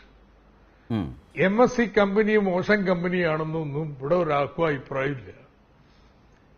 MSC company നമ്മുടെ ഏറ്റവും പ്രധാനപ്പെട്ട ഇടപാടുകാരനാണ്.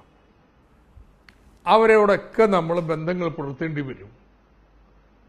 പക്ഷെ വിഴിഞ്ഞത്തിന്റെ താല്പര്യം സംരക്ഷിക്കുന്നതിന് വേണ്ടി കരാറിൽ ഒരു വ്യവസ്ഥയുണ്ട്.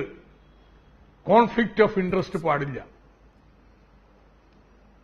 250 കിലോമീറ്റർ അകലത്തിലുള്ള ഒരു തുറമുഖത്ത് നിർണായക ഓഹരിയുള്ള ഒരു കമ്പനിക്ക് നമ്മുടെ അദാനിയുടെ കമ്പനിയുടെ ഓഹരി വിൽക്കാൻ പാടില്ലെന്ന് വ്യവസ്ഥയുണ്ടെന്ന് ഈ വ്യവസ്ഥയെക്കുറിച്ച് സംസാരിക്കുന്നില്ലല്ലോ. എന്താ തെറ്റെന്ന് ചോദിച്ചാൽ ഞാൻ പറയും ഇതാണ് തെറ്റ്,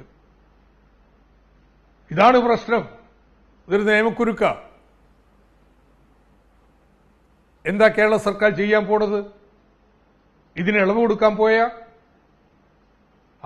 നാളെ മുതൽ കേരളം ഇതാ സംസാരിക്കാൻ പോണേ. അതുകൊണ്ട് സെക്ഷൻ 3 പ്രകാരമുള്ള പ്രീ കൺസൾട്ടേഷൻ മാത്രമല്ല, സെക്ഷൻ 5(3) പ്രകാരമുള്ള കോൺഫ്ലിക്റ്റ് ഓഫ് ഇൻട്രസ്റ്റ് ഒഴിവാക്കുന്നതിനുള്ള പ്രശ്നവും ഈ ഇടപാടിൽ വരുന്നുണ്ട്. എനിക്കറിഞ്ഞുകൂടാ നമ്മുടെ എംപവേർഡ് കമ്മിറ്റിയിൽ ചർച്ച ചെയ്തൊന്ന്, ക്യാബിനറ്റിൽ ചർച്ച ചെയ്തൊന്ന്, ചർച്ച ചെയ്തിട്ടില്ലെങ്കിൽ ചർച്ച ചെയ്യേണ്ടി വരും. അല്ല ഡോക്ടർ ഐസക് ഇന്ന് മുഖ്യമന്ത്രി പറഞ്ഞത് ക്യാബിനറ്റ് ഇത് ചർച്ച ചെയ്തു, അവർ തന്ന കത്ത് അപേക്ഷ ചർച്ച ചെയ്ത ശേഷം എംപവേർഡ് കമ്മിറ്റിയെ ചുമതലപ്പെടുത്തി എന്നാണ് പറഞ്ഞത്. താങ്കൾ പറഞ്ഞൊരു വളരെ വളരെ പ്രധാനപ്പെട്ടൊരു ലീഗൽ ഇഷ്യൂ കൂടി ഈ കരാറുമായി ബന്ധപ്പെട്ട് നിൽക്കുന്നു. താങ്കൾ പറഞ്ഞത് ശരിയാണ്. ഇതുമായി ബന്ധപ്പെട്ട ഒരുപാട് വിവരങ്ങൾ വന്നതിൽ വളരെ സുപ്രധാനമായ ഒരു പുതിയ ഇഷ്യൂ ആണ് താങ്കൾ ഈ ചർച്ചയിൽ റേസ് ചെയ്തിട്ടുള്ളത്. നമുക്ക് തൊട്ടടുത്തുള്ള തൂത്തുക്കുടി പോർട്ട്, അവിടെ നിർണായകമായ ഓഹരി ഉടമസ്ഥാവകാശമുള്ള ഓഹരി എടുത്തിട്ടുള്ള കമ്പനി തൊട്ടിപ്പുറത്ത് വിഴിഞ്ഞത്തേക്ക് വരുന്നു. കോൺഫ്ലിക്റ്റ് ഓഫ് ഇൻട്രസ്റ്റ് അത് ഈ കരാറിൻ്റെ ഭാഗമായി തന്നെ തടയപ്പെട്ടിട്ടുള്ളതാണ്. അങ്ങനെ ഒരു കമ്പനിക്ക് തന്നെ ഇവിടെ എങ്ങനെ കൊടുക്കും? അപ്പോൾ ഇത് ഈ ലീഗൽ ഇഷ്യൂ മറികടക്കാനുള്ള ആലോചനകളായിരിക്കുമോ അണിയറയിൽ നടക്കുന്നത്? കാരണം ഇത് മംഗലാപുരത്തു നിന്ന് തുടങ്ങിയതാണെന്ന് താങ്കൾ പറയുന്നുണ്ടല്ലോ. അപ്പോൾ നിയമക്കുരു കഴിക്കാനുള്ള തല പുകയ്ക്കലാണോ ഇപ്പോൾ നടക്കുന്ന ഈ സ്പേസ് എടുക്കൽ, ഈ ബ്രേക്ക് എടുക്കൽ? CM should come clean. CM തുറന്ന് കാര്യങ്ങൾ പറയണമെന്ന്, അല്ല ഇങ്ങനെയുള്ള പ്രശ്നത്തിൽ പ്രതിപക്ഷമായിട്ട് ചർച്ച ചെയ്യണമെന്ന്. കാരണം അത്തരത്തിൽ കേരളത്തിലൊരു കോൺസെൻസസ് സൃഷ്ടിച്ചു പോണ ഇക്കാര്യത്തിൽ ആർക്കെങ്കിലും നിയമത്തിൽ കരാറിൽ വ്യവസ്ഥ ചെയ്തിട്ടുള്ളതിന് വിരുദ്ധമായിട്ട് വിവേചനാധികാരമല്ല, സെക്ഷൻ 3 പ്രകാരം അനുവാദം മേടിക്കുമ്പോൾ സുരക്ഷയുടെ കാര്യങ്ങളും നമ്മുടെ നാട്ടിൽ മറ്റ് കമ്പനികൾക്കെതിരെ വിവേചനം ഉണ്ടാവില്ലയോ എന്നുള്ള പരിശോധന നമ്മൾ നടത്തിയിട്ട് ഉണ്ടാവില്ലെന്ന് ഉറപ്പ് മേടിച്ചിട്ടുണ്ടെങ്കിൽ നമുക്ക് അനുവാദം നൽകാമെന്ന് വേണമെങ്കിൽ വാദിക്കാം. പക്ഷേ മറ്റൊരു 250 കിലോമീറ്റർ അതിർത്തിക്കുള്ളിൽ വരുന്ന വേറൊരു പോർട്ടിൽ നിങ്ങൾക്ക് അവിടെ ഇൻവെസ്റ്റ്മെന്റ് പാടില്ല, നിർണായക പങ്കാളിത്തം പാടില്ല എന്നൊരു ക്ലോസ് ഉണ്ട്. ഓക്കെ, അവിടെ തൂത്തുക്കുടിയില് വളരെ വളരെ ഇമ്പോർട്ടന്റ് ആണ്. പിന്നെ ഇതിലെ ഏറ്റവും പ്രധാനപ്പെട്ട കാര്യം, ഇതിനെക്കുറിച്ച് എന്താ പറയാനുള്ളത്? റൈറ്റ്. അഡ്വക്കേറ്റ് ലാൽ, ചോദ്യം. യെസ്, അഡ്വക്കേറ്റ് ലാൽ, ഇത് വളരെ വളരെ ഗൗരവമുള്ള ഒരു പ്രശ്നം എന്ന നിലയ്ക്ക് ഇപ്പോൾ ഡോക്ടർ ഐസക് ഉന്നയിച്ച ഒരുപക്ഷെ ചർച്ചകളിലേക്ക് ഇത് ആദ്യമായിട്ടാണ് ഇത് കടന്നു വരുന്നത്. അദ്ദേഹം പറഞ്ഞു 250 കിലോമീറ്റർ ഇവിടെ നിന്ന്, വിഴിഞ്ഞത്ത് നിന്ന് നേരെ തൂത്തുക്കുടിയിലേക്ക്. യഥാർത്ഥത്തിൽ അത്ര പോലും ഇല്ല കേട്ടോ, 203 കിലോമീറ്റർ വളരെ അടുത്ത് നിൽക്കുന്ന മറ്റൊരു പോർട്ടാണ്. അവിടെ ഷെയർ എടുത്തിട്ടുള്ള ഒരു കമ്പനിയാണ് എന്ന് പറയുന്ന ഒരു സാഹചര്യം. വളരെ ഗൗരവമുള്ളൊരു പ്രശ്നം. താങ്കൾ പറഞ്ഞ പോലെ ഇത് ചീഫ് സെക്രട്ടറി ആണോ നോക്കേണ്ടത്, ഇതിലെ ലീഗൽ ഇഷ്യൂസ് നോക്കേണ്ടത് ആരെ എന്നൊരു ചോദ്യം. അവിടെയാണ് അദ്ദേഹം പറഞ്ഞത് മുഖ്യമന്ത്രി വളരെ വ്യക്തമായി കാര്യങ്ങൾ പറയണം. വളരെ പ്രധാനപ്പെട്ട ഒരു ഇഷ്യൂ കൂടിയായി ലാൽ ഇതിനെ കാണുന്നുണ്ടോ കരാറുമായി ബന്ധപ്പെട്ട് നോക്കിയാൽ?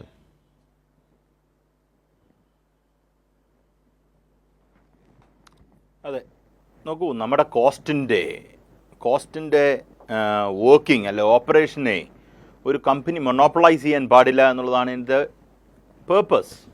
That is A simple purpose. അതാണ് ഇതിൻ്റെ പ്രൈമറി പേർപ്പസ്. നോക്കൂ, ഈ കോൺട്രാക്ച്വൽ ടേംസിൻ്റെ മൊത്തം കാര്യങ്ങൾ ഞാൻ വായിച്ചിട്ടില്ല. പക്ഷേ ഈവൻ അതർവൈസ് അതൊരു ഗസബിൾ കാര്യമാണ്. കാര്യം നമ്മൾ മൊണോപ്പൊളൈസ് ചെയ്ത് കഴിഞ്ഞാൽ, ഇപ്പം നോക്കൂ, ഇന്ന് ഞാൻ ഒരിടത്ത് കേൾക്കുകയായിരുന്നു, ടെല്ലവീവിലുള്ളൊരു പോർട്ട് അത് ഓൺ ചെയ്യുന്നത് അദാനിയാണ്. ഇവിടെ ഗുജറാത്തിൽ ഉള്ള ഒരു പോർട്ട് ഓൺ ചെയ്യുന്നത് ഈ പറഞ്ഞ അദാനിയാണ്. അങ്ങനെ നമ്മുടെ ഈ ചെയിന് മൊത്തത്തിൽ ഇവരുടെ കൺട്രോളിലേക്ക് വരുമ്പോൾ ഉണ്ടാകാൻ സാധ്യതയുള്ള ഒരു കോൺസിക്വൻസ്, ആ കോൺസിക്വൻസിനെ നമുക്ക് എങ്ങനെയാണ് ഡിറ്റർ ചെയ്ത് നിർത്താൻ പറ്റുക? അതിൻ്റെ സ്റ്റേറ്റ് മെഷീനറീസിൻ്റെ മോണിറ്ററിംഗ് ആണ്. അതുകൊണ്ടാണല്ലോ ഈ പ്രീ കണ്ടീഷൻ വെച്ചിരിക്കുന്നത്. ആ പ്രീ കണ്ടീഷനെ സാറ്റിസ്ഫൈ ചെയ്യുന്നതിന് പകരം അതിനെ ബൈപ്പാസ് ചെയ്യാനുള്ള ശ്രമങ്ങളാണ് ഇവർ നോക്കിക്കൊണ്ടിരിക്കുന്നത്. അപ്പോൾ പിന്നെ നമുക്കതിനകത്ത് പിന്നൊന്നും പറയാനില്ല എന്നുള്ളതാണ്. നോക്കൂ, ഇന്ത്യ മഹാരാജ്യത്ത് അദാനിയെ കൈവിട്ട് സഹായിക്കുന്നു, നരേന്ദ്രമോദി കൂട്ടരും സഹായിക്കുന്നു എന്ന് പറയുന്ന ഏറ്റവും വലിയ ആള് രാഹുൽ ഗാന്ധിയാണ്. രാഹുൽ ഗാന്ധി ഇതൊക്കെ അറിഞ്ഞോ, വെളിയിലങ്ങോട്ട് പോയിരിക്കുകയായിരുന്നു തോന്നുന്നു, ഇതൊക്കെ അറിഞ്ഞോ എന്ന് എനിക്കറിയില്ല ഇവിടെ നടക്കുന്നതിനെ കുറിച്ച്. അങ്ങനെ അത് വളരെ പൊളിറ്റിക്കലായിട്ട് നമ്മൾ എടുക്കേണ്ട ഒരു കാര്യമാണ്. കാര്യം ഈ BJPയുടെ എല്ലാ കാര്യങ്ങളും എടുക്കുമ്പോൾ അദാനി ഒരു ഫാക്ടറാണെന്ന് പറഞ്ഞുകൊണ്ടിരിക്കുന്ന രാഹുൽ ഗാന്ധി ഇതുമായിട്ട് ബന്ധപ്പെട്ട് പ്രതികരണമില്ല. നോക്കൂ, ഡോക്ടർ ഐസക് പറഞ്ഞ പോലെ നിങ്ങൾക്ക് ഒരു കമ്പനിയുമായിട്ടുള്ള റിലേഷൻഷിപ്പ് അബാൻഡൻ ചെയ്തൊന്നും മുന്നോട്ട് പോകാൻ പറ്റില്ല. അത് അദാനിയായിട്ടാണെങ്കിലും മറ്റൊരു കമ്പനിയായിട്ടാണെങ്കിലും പോകാൻ പറ്റില്ല. പക്ഷേ നമ്മളുടെ ഇൻട്രസ്റ്റ് എന്താണെന്നുള്ളതാണ്. നമ്മളുടെ ഇൻട്രസ്റ്റ് എന്ന് പറഞ്ഞാൽ പബ്ലിക് ഇൻട്രസ്റ്റ് ആണ്, സ്റ്റേറ്റിന്റെ ഇൻട്രസ്റ്റ് ആണ്. എപ്പോഴും പ്രൈവറ്റ് ഇൻട്രസ്റ്റ് ആണ്.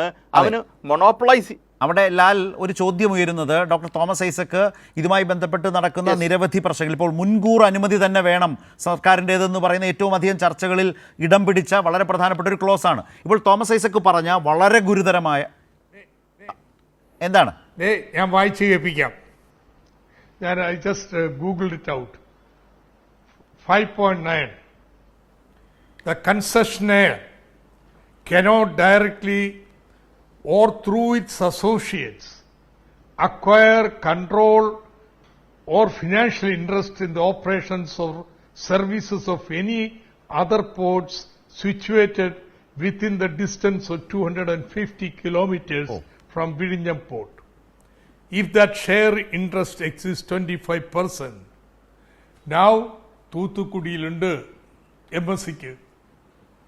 എങ്ങനെ വിഴിഞ്ഞത്ത് 49% ഷെയർ വാങ്ങാമെന്ന് VD സതീശൻ വ്യക്തമാക്കേണ്ടത്. ഇക്കാര്യമാണോ മംഗലാപുരത്ത് ചർച്ച ചെയ്തത്? കേരളത്തെ പൊട്ടങ്ങളിപ്പിക്കരുത്. കൃത്യമായിട്ട് കരാറിൽ വിശുദ്ധമായിട്ട് പ്രഖ്യാപിച്ചിട്ടുള്ള കാര്യമാണ്. MSC കമ്പനിക്ക് തൂത്തുക്കുടി വേണോ വിഴിഞ്ഞം വേണോ എന്ന് തീരുമാനിച്ചിട്ട് വേറെ ചർച്ച നടത്താൻ പറ്റത്തുള്ളൂ. രണ്ടും കൂടി പറ്റില്ല. ലാൽകുമാർ, മുഖ്യമന്ത്രി വളരെ പ്രധാനപ്പെട്ട ഈ ആരോപണത്തിന്, അതൊരു ആരോപണമല്ല, ആ കരാറിലെ വളരെ സുപ്രധാനമായ ക്ലോസ് ആണ് ഡോക്ടർ ഐസക് ഉന്നയിച്ചത്. മുഖ്യമന്ത്രി അല്ലേ ഇതിന് മറുപടി പറയേണ്ടത്? ഒരു ചീഫ് സെക്രട്ടറിയോ എംപവേർഡ് കമ്മിറ്റിയോ ആണോ? മുഖ്യമന്ത്രി നാടിനോട്, സമൂഹത്തോട് വിശദീകരിക്കണ്ടേ, മറുപടി പറയണ്ടേ?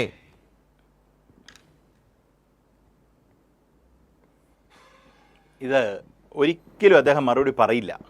കാര്യം അദ്ദേഹത്തിൻ്റെ ഈ വേർബൽ സ്കിൽസ് ഉണ്ടല്ലോ, ആ വേർബൽ സ്കിൽസ് വെച്ച് അദ്ദേഹം ഇപ്പൊ രക്ഷപ്പെട്ടുകൊണ്ടിരിക്കുകയാണ് അല്ല, ചെയ്യുന്നത്. എന്നെ കൊണ്ട് അധികം പറയിപ്പിക്കരുതെന്ന മറുപടി ഇതിന് ചേരില്ല കേട്ടോ. വേണുഗോപാൽ പറഞ്ഞ് ചോദിച്ചാൽ ഇത് ലാൽകുമാർ, എന്നെ കൊണ്ട് അധികം പറയിപ്പിക്കരുത് എന്ന് പറയുന്ന ആ മറുപടി പക്ഷേ അതാണ് സ്യൂട്ടാവില്ല.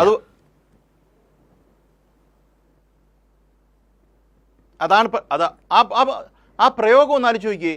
അങ്ങനെ ഒരാൾ പറയണമെങ്കിൽ, എന്നെ കൊണ്ട് അധികം പറയിപ്പിക്കരുതെന്ന് പറയണമെന്നുണ്ടെങ്കിൽ ആ വ്യക്തി ബാക്ക് ഫുട്ടിലാണെങ്കിൽ മാത്രമേ പറ്റൂ.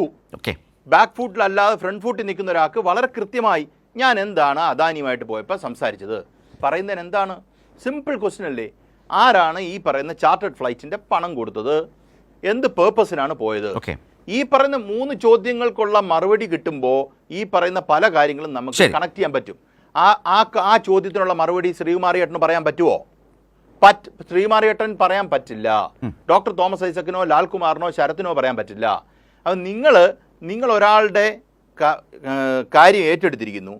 അദ്ദേഹം പറഞ്ഞ മറുപടി എന്താ? ഈ മൂകാംബികയിലെങ്ങാണ്ട് പോയെന്നാ. നമ്മൾ അതിനുള്ള കാര്യങ്ങൾ പറഞ്ഞതാണ്. അത് പിന്നെ അടുത്ത പറഞ്ഞത് ആരാ? ആര്യാടൻ മുഹമ്മദിന്റെ ആരെ കാണാൻ ആര്യാടന്റെ വീട്ടിൽ സ്കൂട്ടറെ പോകാത്തവരാണ് ആര്യാടന്റെ വീട്ടിൽ സ്കൂട്ടറെ പോകാത്തവരാണ് ആര്യാടന്റെ ബന്ധുവിനെ കാണാൻ ഫ്ലൈറ്റേ പോയത്. അപ്പൊ ഞാൻ പറഞ്ഞു വന്നത്, ഈ പറയുന്ന ഇതൊക്കെ വിശ്വസിക്കാൻ ഇരിക്കുകയല്ല നമ്മൾ എന്നൊന്ന് ആലോചിച്ചാൽ നിങ്ങൾക്ക് നല്ലത്. ഓക്കെ, ഡോക്ടർ തോമസ് ഐസക് ഇപ്പോൾ ആ കരാറിൻ്റെ അടിസ്ഥാനത്തിൽ വിശദീകരിച്ചത് വളരെ സുപ്രധാനമായ ഒരു കാര്യമാണ്. എൻ ശ്രീകുമാർ അത് ശ്രദ്ധിച്ചിരുന്നല്ലോ. അത് വളരെ പ്രധാനപ്പെട്ടതുമാണ്. അതിന് യഥാർത്ഥത്തിൽ ഒരു വിശദീകരണം സർക്കാർ നൽകേണ്ടതായി വരും. അത് ഈ ഓഹരി കൈമാറ്റം ആ നിലയ്ക്ക് നിലനിൽക്കുന്നതേയല്ല, വിഴിഞ്ഞത്തിൻ്റെ പൊതു താല്പര്യത്തിന് നിരക്കുന്നതുമല്ല. അതാണ് ആ കരാറിലെ ആ ക്ലോസ്. അതാണ് ഡോക്ടർ തോമസ് ഐസക് ഈ ചർച്ചയിൽ അവതരിപ്പിച്ചു വെച്ചത്. എന്തു പറയുന്നു താങ്കൾ? നോക്കൂ, ശ്രീ തോമസ് ഐസക് പറഞ്ഞത് നന്നായി. അദ്ദേഹം 5(9) ആണ് അദ്ദേഹം പറഞ്ഞത്. അതായത് ഈ കോമൺ യൂസർ ഫെസിലിറ്റി, അത് കൺസെഷൻ എഗ്രിമെന്റില് ഉമ്മൻചാണ്ടിയുടെ കാലത്ത്, അത് കെ ബാബുവായിരുന്നു തുറമുഖ വകുപ്പ് മന്ത്രി, ഉണ്ടാക്കിയ ഒരു കരാറുണ്ട്. അതില് ഈ 5(3) വകുപ്പിലെ ഒരു ഇതുണ്ട്. അതായത് ഇതിൽ എന്തെങ്കിലും, അതായത് ഈ മുൻകൂർ അനുമതിയില്ലാതെ ഓഹരി കൈമാറ്റം നടത്താൻ പറ്റില്ല എന്നതിൽ എഴുതി വെച്ചിട്ടുണ്ട് ഒന്ന്. മറ്റത് 5(8) വേറൊന്നുണ്ട്. അതായത് ഈ നമ്മുടെ MSC കമ്പനിക്ക് അത് അവർക്ക് മാത്രമായിട്ട് കൊടുത്താൽ അവരുടെ കുത്തകയായി മാറുമെന്നാണ് പ്രതിപക്ഷ നേതാവ് പിണറായി വിജയൻ പറഞ്ഞത്. അത് അദ്ദേഹം ആ എഗ്രിമെന്റ് മുഴുവൻ വായിച്ചു നോക്കിയിട്ടുണ്ടോ എന്ന് മുഖ്യമന്ത്രി എന്ന് ചോദിച്ചിട്ടുണ്ട്. അതിലെന്താ വിഷയം എന്ന് വെച്ചാൽ, അങ്ങനെ ഉണ്ടെങ്കിൽ അതിലെ ആ കാര്യത്തിൽ, അതായത് കൺസെഷൻ എഗ്രിമെന്റിലെ ഈ കോമൺ യൂസർ ഫെസിലിറ്റി ഇല്ലാതായാൽ ഗവൺമെന്റിന് ഇടപെടാം എന്ന് എഴുതി വെച്ചിട്ടുണ്ട്. അപ്പൊ 5(3)ഉം 5(8)ഉം 5(9)ഉം ഉണ്ടല്ലോ. 5(9) മാത്രമേ തോമസ് ഐസക് വായിച്ചു. അതേക്കുറിച്ച് ഞാൻ പറയട്ടെ, ഞാൻ പറയാതെ എഗ്രിമെന്റിലുണ്ട്, എഗ്രിമെന്റിലുണ്ട്.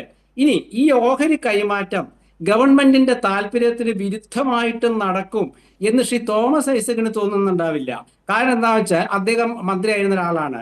ഈ കേരളത്തിലെ ജനങ്ങൾ ഇത് നോക്കിയിരിക്കുകയാണ്. വിഴിഞ്ഞം തുറമുഖത്തെ ജനങ്ങളുടെ താല്പര്യത്തിനും സംസ്ഥാനത്തിന്റെ തുറമുഖ നഗരം എന്നുള്ള ആ ഒരു സ്വപ്നത്തിനും എതിരായിട്ട് ഓഹരി കൈമാറ്റം നടത്തില്ല എന്നൊരു മുഖ്യമന്ത്രി പറഞ്ഞാൽ അത് കേരളത്തിലെ ജനങ്ങൾ വിശ്വസിക്കും. പക്ഷെ CPM വിശ്വസിക്കില്ല. കാരണം എന്താണെന്ന് വെച്ചാൽ ഈ പദ്ധതി ഉമ്മൻചാണ്ടിയുടെ കാലത്ത് നടപ്പാക്കരുതെന്ന് വാശി പിടിച്ചതുപോലെ അത് വേറൊരു മാറ്ററാണ്, നമ്മൾ ചർച്ച ചെയ്തതാണ്. ഈ വാശി പിടിച്ചുകൊണ്ടിരിക്കുകയാണ്. ശ്രീകുമാർ സാർ പറയുന്ന ആ കാര്യം, മംഗലാപുരം യാത്രയ്ക്കൊന്നും മറുപടിയില്ല. കാരണം എന്താ അറിയോ, അതൊക്കെ ചർച്ച ചെയ്ത് ആരും ഗൗരവത്തിലെടുത്തിട്ടില്ല. CPM പോലും ഗൗരവത്തിലെടുത്തിട്ടില്ല മംഗലാപുരം. അല്ല, ഞാനിത് കേട്ടപ്പോൾ വിചാരിച്ചത് ഡോക്ടർ തോമസ് ഐസക് ഒന്നും CPIM അല്ലേ? അദ്ദേഹം ഈ ചർച്ചയിൽ തന്നെ ഒരു 3-4 തവണയെങ്കിലും മംഗലാപുരം യാത്രയെ കുറിച്ച് പറഞ്ഞിരുന്നു. അല്ലല്ല, അത് വെറുതെ പറയല്ലേ. പിന്നെ വേറെ അവർക്ക് എന്ത് ചെയ്യാൻ പറ്റും? പോയ ആളല്ലേ പറയേണ്ടത്. എൻ ശ്രീകുമാർ, പോയ VD സതീശൻ എന്ന കേരളത്തിന്റെ ബഹുമാന്യനായ മുഖ്യമന്ത്രി പറഞ്ഞോ? ശരത്ത് പറഞ്ഞോ? അല്ല, ഞാനല്ല പറയേണ്ടത്, അദ്ദേഹമാണ് പറയേണ്ടത്. എന്തായാലും നിങ്ങൾ VD സതീശന് മുഖ്യമന്ത്രി പറഞ്ഞിട്ടില്ല എന്നുള്ളതാണ് പ്രശ്നം. പോട്ടെ, നമുക്ക് ചോദിക്കാനേ പറ്റൂ. മാധ്യമപ്രവർത്തകർ പല രൂപത്തിൽ ചോദിച്ചു. എന്നൊക്കെ പറഞ്ഞ് അദ്ദേഹം അങ്ങ് ഒഴുക്ക മട്ടിൽ പോവുകയാണ് ചെയ്തത്. ഇവിടെ അദ്ദേഹം പറഞ്ഞിട്ടുണ്ട് ശ്രീ ശരത്തെ, നിങ്ങൾ കേൾക്കാൻ ഒന്ന് പറഞ്ഞുതരാമോ? അല്ല, ശ്രീ തോമസ് ഐസക് പറഞ്ഞോട്ടെ, ഞാൻ അദ്ദേഹത്തിന്റെ സമയം എടുക്കുന്നില്ല. യെസ്, ഞാൻ താങ്കൾ വളരെ പ്രധാനപ്പെട്ട ഈ ചർച്ചയിൽ, ഈ ഡിബേറ്റിൽ എന്ന് പറഞ്ഞാൽ ഇനി അങ്ങോട്ടുള്ള ഡിബേറ്റിൽ ഈ സർക്കാർ സമാധാനം പറയേണ്ട, വിശദീകരിക്കേണ്ട വളരെ പ്രധാനപ്പെട്ട ഒരു വിഷയമാണ് അവതരിപ്പിച്ചത്. അതിലേക്ക് സ്ട്രെയിറ്റ് ആയിട്ട് അദ്ദേഹം വന്നിട്ടില്ല എൻ ശ്രീകുമാർ. പകരം മുമ്പ് ചർച്ച ചെയ്ത ചില ക്ലോസുകളെ കുറിച്ചാണ് പറഞ്ഞത്. 5-9 MSCക്ക് തൂത്തുക്കുടിയിൽ ഷെയർ ഉണ്ട്. ഇങ്ങനെ അല്ല എന്നാ പറയൂ. ഞാൻ പറഞ്ഞത് സതീശൻ പറഞ്ഞ കാര്യം ഞാൻ കൃത്യമായിട്ട് പറഞ്ഞു. അതല്ല, തോമസ് ഐസക് റൈസ് ചെയ്തതിനെ കുറിച്ചാണ് എന്റെ ചോദ്യം. പക്ഷെ തെറ്റിദ്ധരിപ്പിക്കരുത്. Sir, ഞാൻ പറഞ്ഞത് എന്റെ അയ്യോ സോറി, അങ്ങനെയല്ല. നോ ശരത്തിന്റെ വാക്കി മാറ്റല്ലേ, അങ്ങനെ പറയരുത്. സോറി, അങ്ങനെയല്ല ഞാൻ പറഞ്ഞത്. തോമസ് ഐസക് ഉന്നയിച്ച പുതിയ ഇഷ്യൂ 59 MSC കമ്പനിക്ക് തൂത്തുക്കുടിയിൽ ഷെയർ ഉണ്ട്, കോൺഫ്ലിക്റ്റ് ഓഫ് ഇൻട്രസ്റ്റ് ഉണ്ട്, അവർക്ക് ഇവിടെ കൊടുക്കാൻ കഴിയില്ല. 49 പോയിട്ട് 25 പോലും പറ്റില്ല. ഇതാണ് അദ്ദേഹം ഉന്നയിച്ച ഇഷ്യൂ. അവർക്ക് അറിയാമായിരുന്നു, ഇത് LDF ഗവൺമെന്റിന് അറിയാമായിരുന്നു എന്നാണ് നമ്മൾ പറയുന്നത്. അക്കാലത്ത് ഓഹരി കൈമാറ്റം ഇല്ലല്ലോ. എന്താണ് സാർ ഈ പറയുന്നത്? പ്രശ്നം MSC കമ്പനി, അന്ന് MSC കമ്പനി നല്ലത്, ഇപ്പൊ MSC കമ്പനി കഷ്ടമാണിത് പറഞ്ഞത്. സാർ. അന്ന് അവരൊരു ഷിപ്പിംഗ് കമ്പനിയായിട്ട് എനിക്ക് പറയാനില്ല. വായിച്ചിട്ടുണ്ടെങ്കിൽ ശ്രീ തോമസ് ഐസക് ഇത് വായിച്ചിട്ടുണ്ടാവും, ഉറപ്പായിട്ട് വായിച്ചിട്ടുണ്ടാവും. പക്ഷെ വായിച്ചിട്ടുണ്ടെങ്കിൽ തന്നെ വായിച്ചിട്ടില്ലാത്ത രീതിയിൽ അവർ പ്രതികരിക്കുള്ളൂ. പിണറായി സർക്കാരിന്റെ കാലത്ത് MSC കമ്പനിയുടെ ഷിപ്പുകൾ വന്ന് ചരക്കിറക്കി പോയിട്ടുണ്ട്. അവര് വിഴിഞ്ഞത്ത് ഓഹരി വാങ്ങാൻ വന്നിട്ടില്ല, അദാനി കൊടുക്കാൻ ധൈര്യപ്പെട്ടിട്ടുമില്ല. VD സതീശൻ വന്ന് 1 മാസത്തിനുള്ളിൽ തന്നെ കരാറിൽ വളരെ വ്യക്തമായി ഡോക്ടർ തോമസ് ഐസക് ഉന്നയിച്ചതുപോലെ വർഷമായിട്ടുള്ള ചർച്ചയാണെന്നേ. ഡോക്ടർ തോമസ് ഐസക് LDFന്റെ കാലത്തുള്ള ചർച്ചയാണ്. ഞാൻ ഒന്നുകൂടി വ്യക്തമാക്കാം. ശരത്ത് പറഞ്ഞതുപോലെ 203 കിലോമീറ്റർ അല്ല, 180 കിലോമീറ്ററാണ്. അത് ശരി, വീണ്ടും കുറഞ്ഞു. ഈ തൂത്തുക്കുടി നിൽക്കുന്നത്, തൂത്തുക്കുടി അവിടെ ഒരു ടെർമിനൽ പൂർണ്ണമായിട്ടും ഉടമസ്ഥത MSCക്കാണ്. ഒരു ടെർമിനലിന്റെ ഒരുപക്ഷെ അവർ പിന്നെ വാദിക്കാൻ പോണത് പോർട്ടിലല്ല ഷെയർ, ഒരു ടെർമിനൽ മുഴുവൻ ഞങ്ങൾക്കുണ്ട്, പക്ഷെ പോർട്ടിൽ ഞങ്ങൾ ഷെയർ എടുത്തിട്ടില്ലെന്നായിരിക്കും. എന്തിനായി ക്ലോസ് വെച്ചിരിക്കുന്നത്? നമ്മളോട് കോമ്പീറ്റ് ചെയ്യാൻ പറ്റുന്ന ഒരു തുറമുഖത്തിൽ കൺട്രോളിംഗ് ഇൻട്രസ്റ്റ് ഇവിടെ ഒരു കൺട്രോളിംഗ് ഇൻട്രസ്റ്റ് ഉള്ള പാർട്ടിക്ക് പാടില്ല. ഇത് വളരെ വ്യക്തമാണ്. 5-9 വിരുദ്ധമാണ് MSCയുടെ നീക്കം. അത് പോയിട്ട് അവിടെ SEBI പോയി പ്രഖ്യാപിക്കാൻ, സ്റ്റോക്ക് എക്സ്ചേഞ്ചിൽ പ്രഖ്യാപിക്കാനുള്ള തന്റെ ഇടം അത് എവിടെ നിന്ന് കിട്ടി? കരാറിന് വിരുദ്ധമായിട്ട്. ഇതാണ് ഇതിൽ ഏറ്റവും വലിയ പ്രശ്നം കേട്ടോ. ഇവർക്കൊക്കെ എന്തും ചെയ്യാം എന്നുള്ള നിലയിലേക്ക് കേരള ഭരണം 1 മാസത്തിനുള്ളിൽ നീങ്ങിക്കഴിഞ്ഞു. ഇനിയിപ്പോ മിഷൻ സമുദ്രം അങ്ങോട്ട് മുന്നോട്ട് പോകുമ്പോൾ കണ്ടോളൂ എന്തൊക്കെയാണ് നടക്കാൻ പോണെന്നുള്ളത്. തുടക്കം ഗംഭീരമായിട്ടുണ്ട് എന്ന് പറയാൻ നിർവാഹമില്ല. ശ്രീ എൻ ശ്രീകുമാർ, താങ്കൾ കൈ ഉയർത്തിയതുകൊണ്ടാണ് നമുക്ക് ചർച്ച അവസാനിപ്പിക്കും. എന്തെങ്കിലും ചോദിക്കാനുണ്ടെങ്കിൽ തോമസ് ഐസക് പറഞ്ഞൊരു കാര്യത്തില് അത് അദ്ദേഹം പറഞ്ഞല്ലോ, എന്ത് ധൈര്യം വന്നത്. ഈ ഓഹരി കൈമാറ്റം സംബന്ധിച്ച സെബിക്ക് കത്ത് കൊടുത്തതിനെ കുറിച്ച് ഗവൺമെന്റിന്റെ അതൃപ്തി മുഖ്യമന്ത്രി രേഖാമൂലം അറിയിച്ചിട്ടുണ്ട്. അദാനി കമ്പനി അറിയിച്ചോ?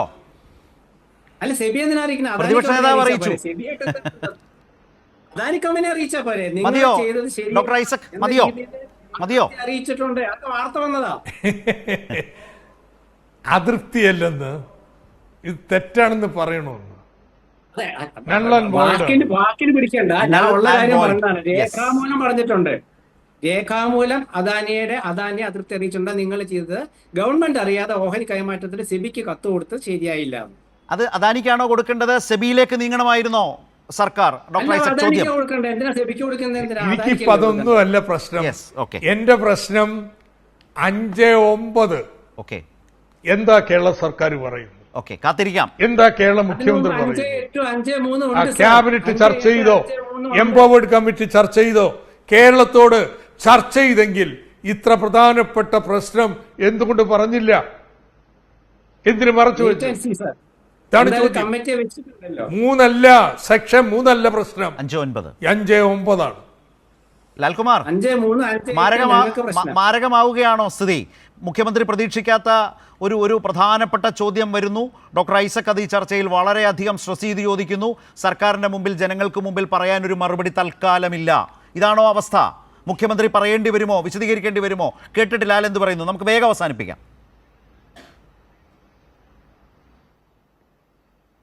മുഖ്യമന്ത്രി ഒരു കാരണവശാലും വിശദീകരിക്കേണ്ടി വരില്ല. വിശദീകരിക്കേണ്ട രീതിയിലേക്ക് ഒരു സാഹചര്യം ഉരുത്തിരിയാൻ നമ്മുടെ മാധ്യമങ്ങൾ സമ്മതിക്കത്തില്ല. ഇപ്പം ഞാൻ നേരത്തെ പറഞ്ഞ മംഗലാപുരത്തിന്റെ കാര്യം ആരും ചോദിക്കുന്നുണ്ടോ? പക്ഷേ അതുകൊണ്ടല്ലോ ഇത് കരാറിന്റെ അല്ലാതെ ആർക്കും ഒരു താല്പര്യമില്ല. പക്ഷേ ഇത് കരാറാണ്. നമ്മൾ കരാറിന്റെ വയലേഷൻ എക്സാമിൻ ചെയ്യാൻ ഒരുപാട് പ്രോസസ് ഉണ്ട്. അത് ഏതെങ്കിലും മാധ്യമങ്ങളുടെ മാത്രം ചെലവിൽ നടക്കുന്ന ഒരു കാര്യം അല്ലല്ലോ ലാൽ.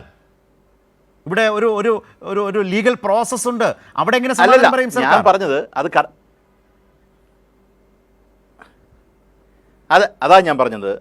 അവിടെ അതാ പറഞ്ഞത്. ഞാൻ പറഞ്ഞത് സൊസൈറ്റിയോട് പറയുന്നതിനെ കുറിച്ചാണ് ഞാൻ പറഞ്ഞത്. ഓക്കെ, സൊസൈറ്റിയോട് നേരത്തെ പറഞ്ഞ പോലെ തെറ്റിദ്ധരിപ്പിക്കത്തക്ക രീതിയിൽ എന്തെങ്കിലും പറഞ്ഞോളൂ. ഓക്കെ, അത് ബൂസ്റ്റ് ചെയ്യാനായിട്ട് മാധ്യമങ്ങളുണ്ട് എന്നാണ് ഞാൻ പറഞ്ഞത്.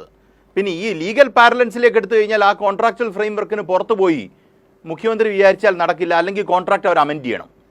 ആ അമെൻമെൻറ്റ് നടക്കത്തില്ല. അപ്പോൾ ചുരുക്കത്തിൽ പറഞ്ഞാൽ നാട്ടുകാരെ എങ്ങനെയും പറ്റിക്കാം എന്ന് നമ്മൾ ഒരു സിനിമയ്ക്കകത്ത് പറഞ്ഞില്ല. നാട്ടുകാരെ എങ്ങനെയും അവർ പറ്റിച്ചോളൂ എന്നാണ് എനിക്ക് തോന്നുന്നത്. കാര്യം മാധ്യമങ്ങൾ കൂട്ടത്തിലുള്ളതുകൊണ്ട് വലിയ നിർത്താം. അതായത് അതിശയമായിട്ട് തന്നെ പറഞ്ഞു കേരളത്തെ അങ്ങനെ പറ്റിക്കാൻ കഴിയുന്ന ഒരു അവസ്ഥയാണ് ഡോക്ടർ ഐസക് കേൾക്കുന്നുണ്ടെങ്കിൽ. കേരളത്തെ ഈ കരാർ വ്യവസ്ഥ 5-9 വളരെ ഷാർപ്പാണ്, വളരെ സ്പെസിഫിക് ആണ്. കേരളത്തെ അങ്ങനെ പറ്റിക്കാൻ കഴിയുന്ന ഒന്നാണോ? വിശദീകരിച്ചോ ന്യായീകരിച്ചോ പറ്റുമോ സർക്കാരിന്? ഇല്ല, ഞാൻ എംപവേർഡ് കമ്മിറ്റിയല്ലേ, നിശ്ചയമായിട്ടും ഈ ക്ലോസുകളും കാര്യങ്ങളും അറിയാവുന്നല്ലേ. അതെ, അവരിത് ചർച്ച ചെയ്തു, ക്യാബിനറ്റ് ചർച്ച ചെയ്തു. ഇത്രയും പ്രധാനപ്പെട്ട പ്രശ്നം ഇത് ചർച്ച ചെയ്തെങ്കിൽ ഇതല്ലേ കേരളത്തോട് പറയേണ്ടത്? എന്തുകൊണ്ട് പറയുന്നില്ല? ശരി, ഇതാണ് ചോദ്യം. റൈറ്റ്. വളരെ വളരെ വളരെ പ്രധാനപ്പെട്ട ചോദ്യങ്ങൾ വി.ഡി. സതീശൻ സർക്കാരിന് മുമ്പിൽ നിൽക്കുകയാണ്. വിഴിഞ്ഞം ഓഹരി വിൽപ്പനയുമായി ബന്ധപ്പെട്ട് അദാനി കമ്പനിക്ക് വലിയ നേട്ടവും സംസ്ഥാനത്തിന് നഷ്ടവുമാകുന്ന ഈ ഓഹരി വിൽപ്പനയിൽ അതിന് താല്പര്യപ്പെട്ട് സംസ്ഥാന സർക്കാർ നിൽക്കുന്നു എന്ന ധാരണ കൂടുതൽ പ്രബലമാക്കും വിധത്തിലാണ് സർക്കാർ പെരുമാറിക്കൊണ്ടിരിക്കുന്നത്. വേണ്ട വിധം അതിശക്തമായി എതിർക്കുന്നില്ല. മുൻകൂർ അനുമതി വാങ്ങിയില്ല എന്ന കമ്പനിയുടെ നടപടിയെ എതിർക്കാനുള്ള താല്പര്യം കാണുന്നില്ല. ഡോക്ടർ തോമസ് ഐസക്, മുൻ ധനകാര്യമന്ത്രി, ഈ ചർച്ചയിൽ ഉന്നയിച്ചത് അതീവ പ്രാധാന്യമുള്ള മറ്റൊരു ഗൗരവമായ പ്രശ്നം കൂടിയാണ്. അതായത് അദാനി കമ്പനിയും സംസ്ഥാന സർക്കാരും തമ്മിലുള്ള വിഴിഞ്ഞം തുറമുഖത്തിൻ്റെ അടിസ്ഥാന കരാറിൽ പറയുന്ന വളരെ പ്രധാനപ്പെട്ട കാര്യമാണ് മറ്റു തുറമുഖങ്ങളുമായി, അതായത് ഒരു 250 കിലോമീറ്റർ ദൂരപരിധിക്കുള്ളിൽ വിഴിഞ്ഞം തുറമുഖവുമായി പങ്കിടുന്ന തുറമുഖങ്ങളിൽ നിർണായകമായ ഓഹരി പങ്കാളിത്തം ഉള്ള വ്യക്തികൾക്ക്, സ്ഥാപനങ്ങൾക്ക്, കമ്പനികൾക്ക് ഈ നിലയിലേക്ക് ഈ വിഴിഞ്ഞം തുറമുഖത്തിലേക്ക് ഓഹരി ഉടമസ്ഥതയിലേക്ക് കടന്നു വരാൻ കഴിയാത്ത വിധം ആ കരാർ തടസ്സപ്പെടുത്തിയിട്ടുണ്ട്. അതിന് വിഘാതം കാരണം MSC കമ്പനി തൂത്തുക്കുടി പോർട്ടിൽ ആ വിധം ഓഹരി മൂലധനം മുടക്കിയിട്ടുള്ളവരാണ്, ഓഹരി ഉള്ളവരാണ്. അങ്ങനെയുള്ളവർക്ക് കോൺഫ്ലിക്റ്റ് ഓഫ് ഇൻട്രസ്റ്റ് ഉണ്ട്. ഈ കരാറിലേക്ക് ഇവിടേക്ക് ഓഹരി മൂലധനം മുതൽ മുടക്കാൻ കഴിയില്ല എന്ന അവസ്ഥയുണ്ട്. അപ്പോൾ അതിനെ മറികടന്നുകൊണ്ട് എങ്ങനെ ഈ ഓഹരി വിൽപ്പന സാധ്യമാകും? സംസ്ഥാന സർക്കാർ, അതിനേക്കാളുപരി മുഖ്യമന്ത്രി വി.ഡി. സതീശൻ തന്നെ വിശദീകരിക്കേണ്ട ഒരു ഗൗരവമുള്ള പ്രശ്നമാണ്. ആ ചോദ്യമാണ് ഇന്ന് ഈ ചർച്ചയിൽ ഡോക്ടർ ടി.എം. തോമസ് ഐസക് ചോദിച്ചത്. സർക്കാർ ഇപ്പോഴും ഇന്നോളം അതേക്കുറിച്ചൊന്നും ഒരു മറുപടിയും പറഞ്ഞിട്ടില്ല എന്നുള്ളിടത്താണ് ഏറ്റവും പ്രധാനപ്പെട്ട പ്രശ്നം നിൽക്കുന്നത്. ഏറ്റവും പ്രധാനപ്പെട്ട നിരവധി ചോദ്യങ്ങൾക്ക് മുമ്പിൽ ഇപ്പോഴും സർക്കാർ വ്യക്തമായി ഉത്തരം പറയുന്നില്ല. എല്ലാം എംപവേർഡ് കമ്മിറ്റി പരിശോധിക്കും എന്ന് മാത്രം പറഞ്ഞ് സർക്കാർ നിൽക്കുകയാണ്. വളരെയധികം നന്ദി 3 പേർക്കും സഹകരിച്ചതിനും അഭിപ്രായങ്ങൾ പറഞ്ഞതിനും.